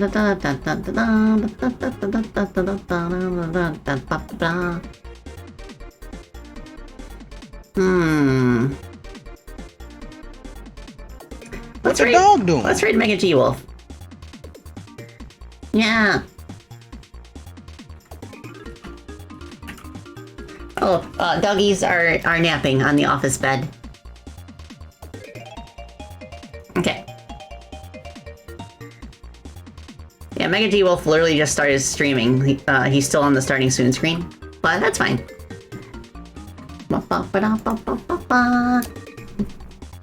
Alright, so without further ado, I shall bid you all adieu. Thank you all so much for tuning in. You all are the best, and I have so much fun in these streams. Like, legitimately, I feel like the streams where I just play games are like a very welcome break from game dev stuff. It's actually helping me kind of like balance my work-life balance, so that I don't work too much. And it gives me a reason to just like actually like play games for once instead of working all the time. So thank you. I will be back next week. I really want to play Johann the Parhelion. I also want to continue my Sonic 06 playthrough, and I also want to play Super Mario RPGs, but I only have like 2 slots next week, in addition to my game dev stream, so I'll have to think about it. I'll post my schedule on Monday, as always. So, bats around. Bye.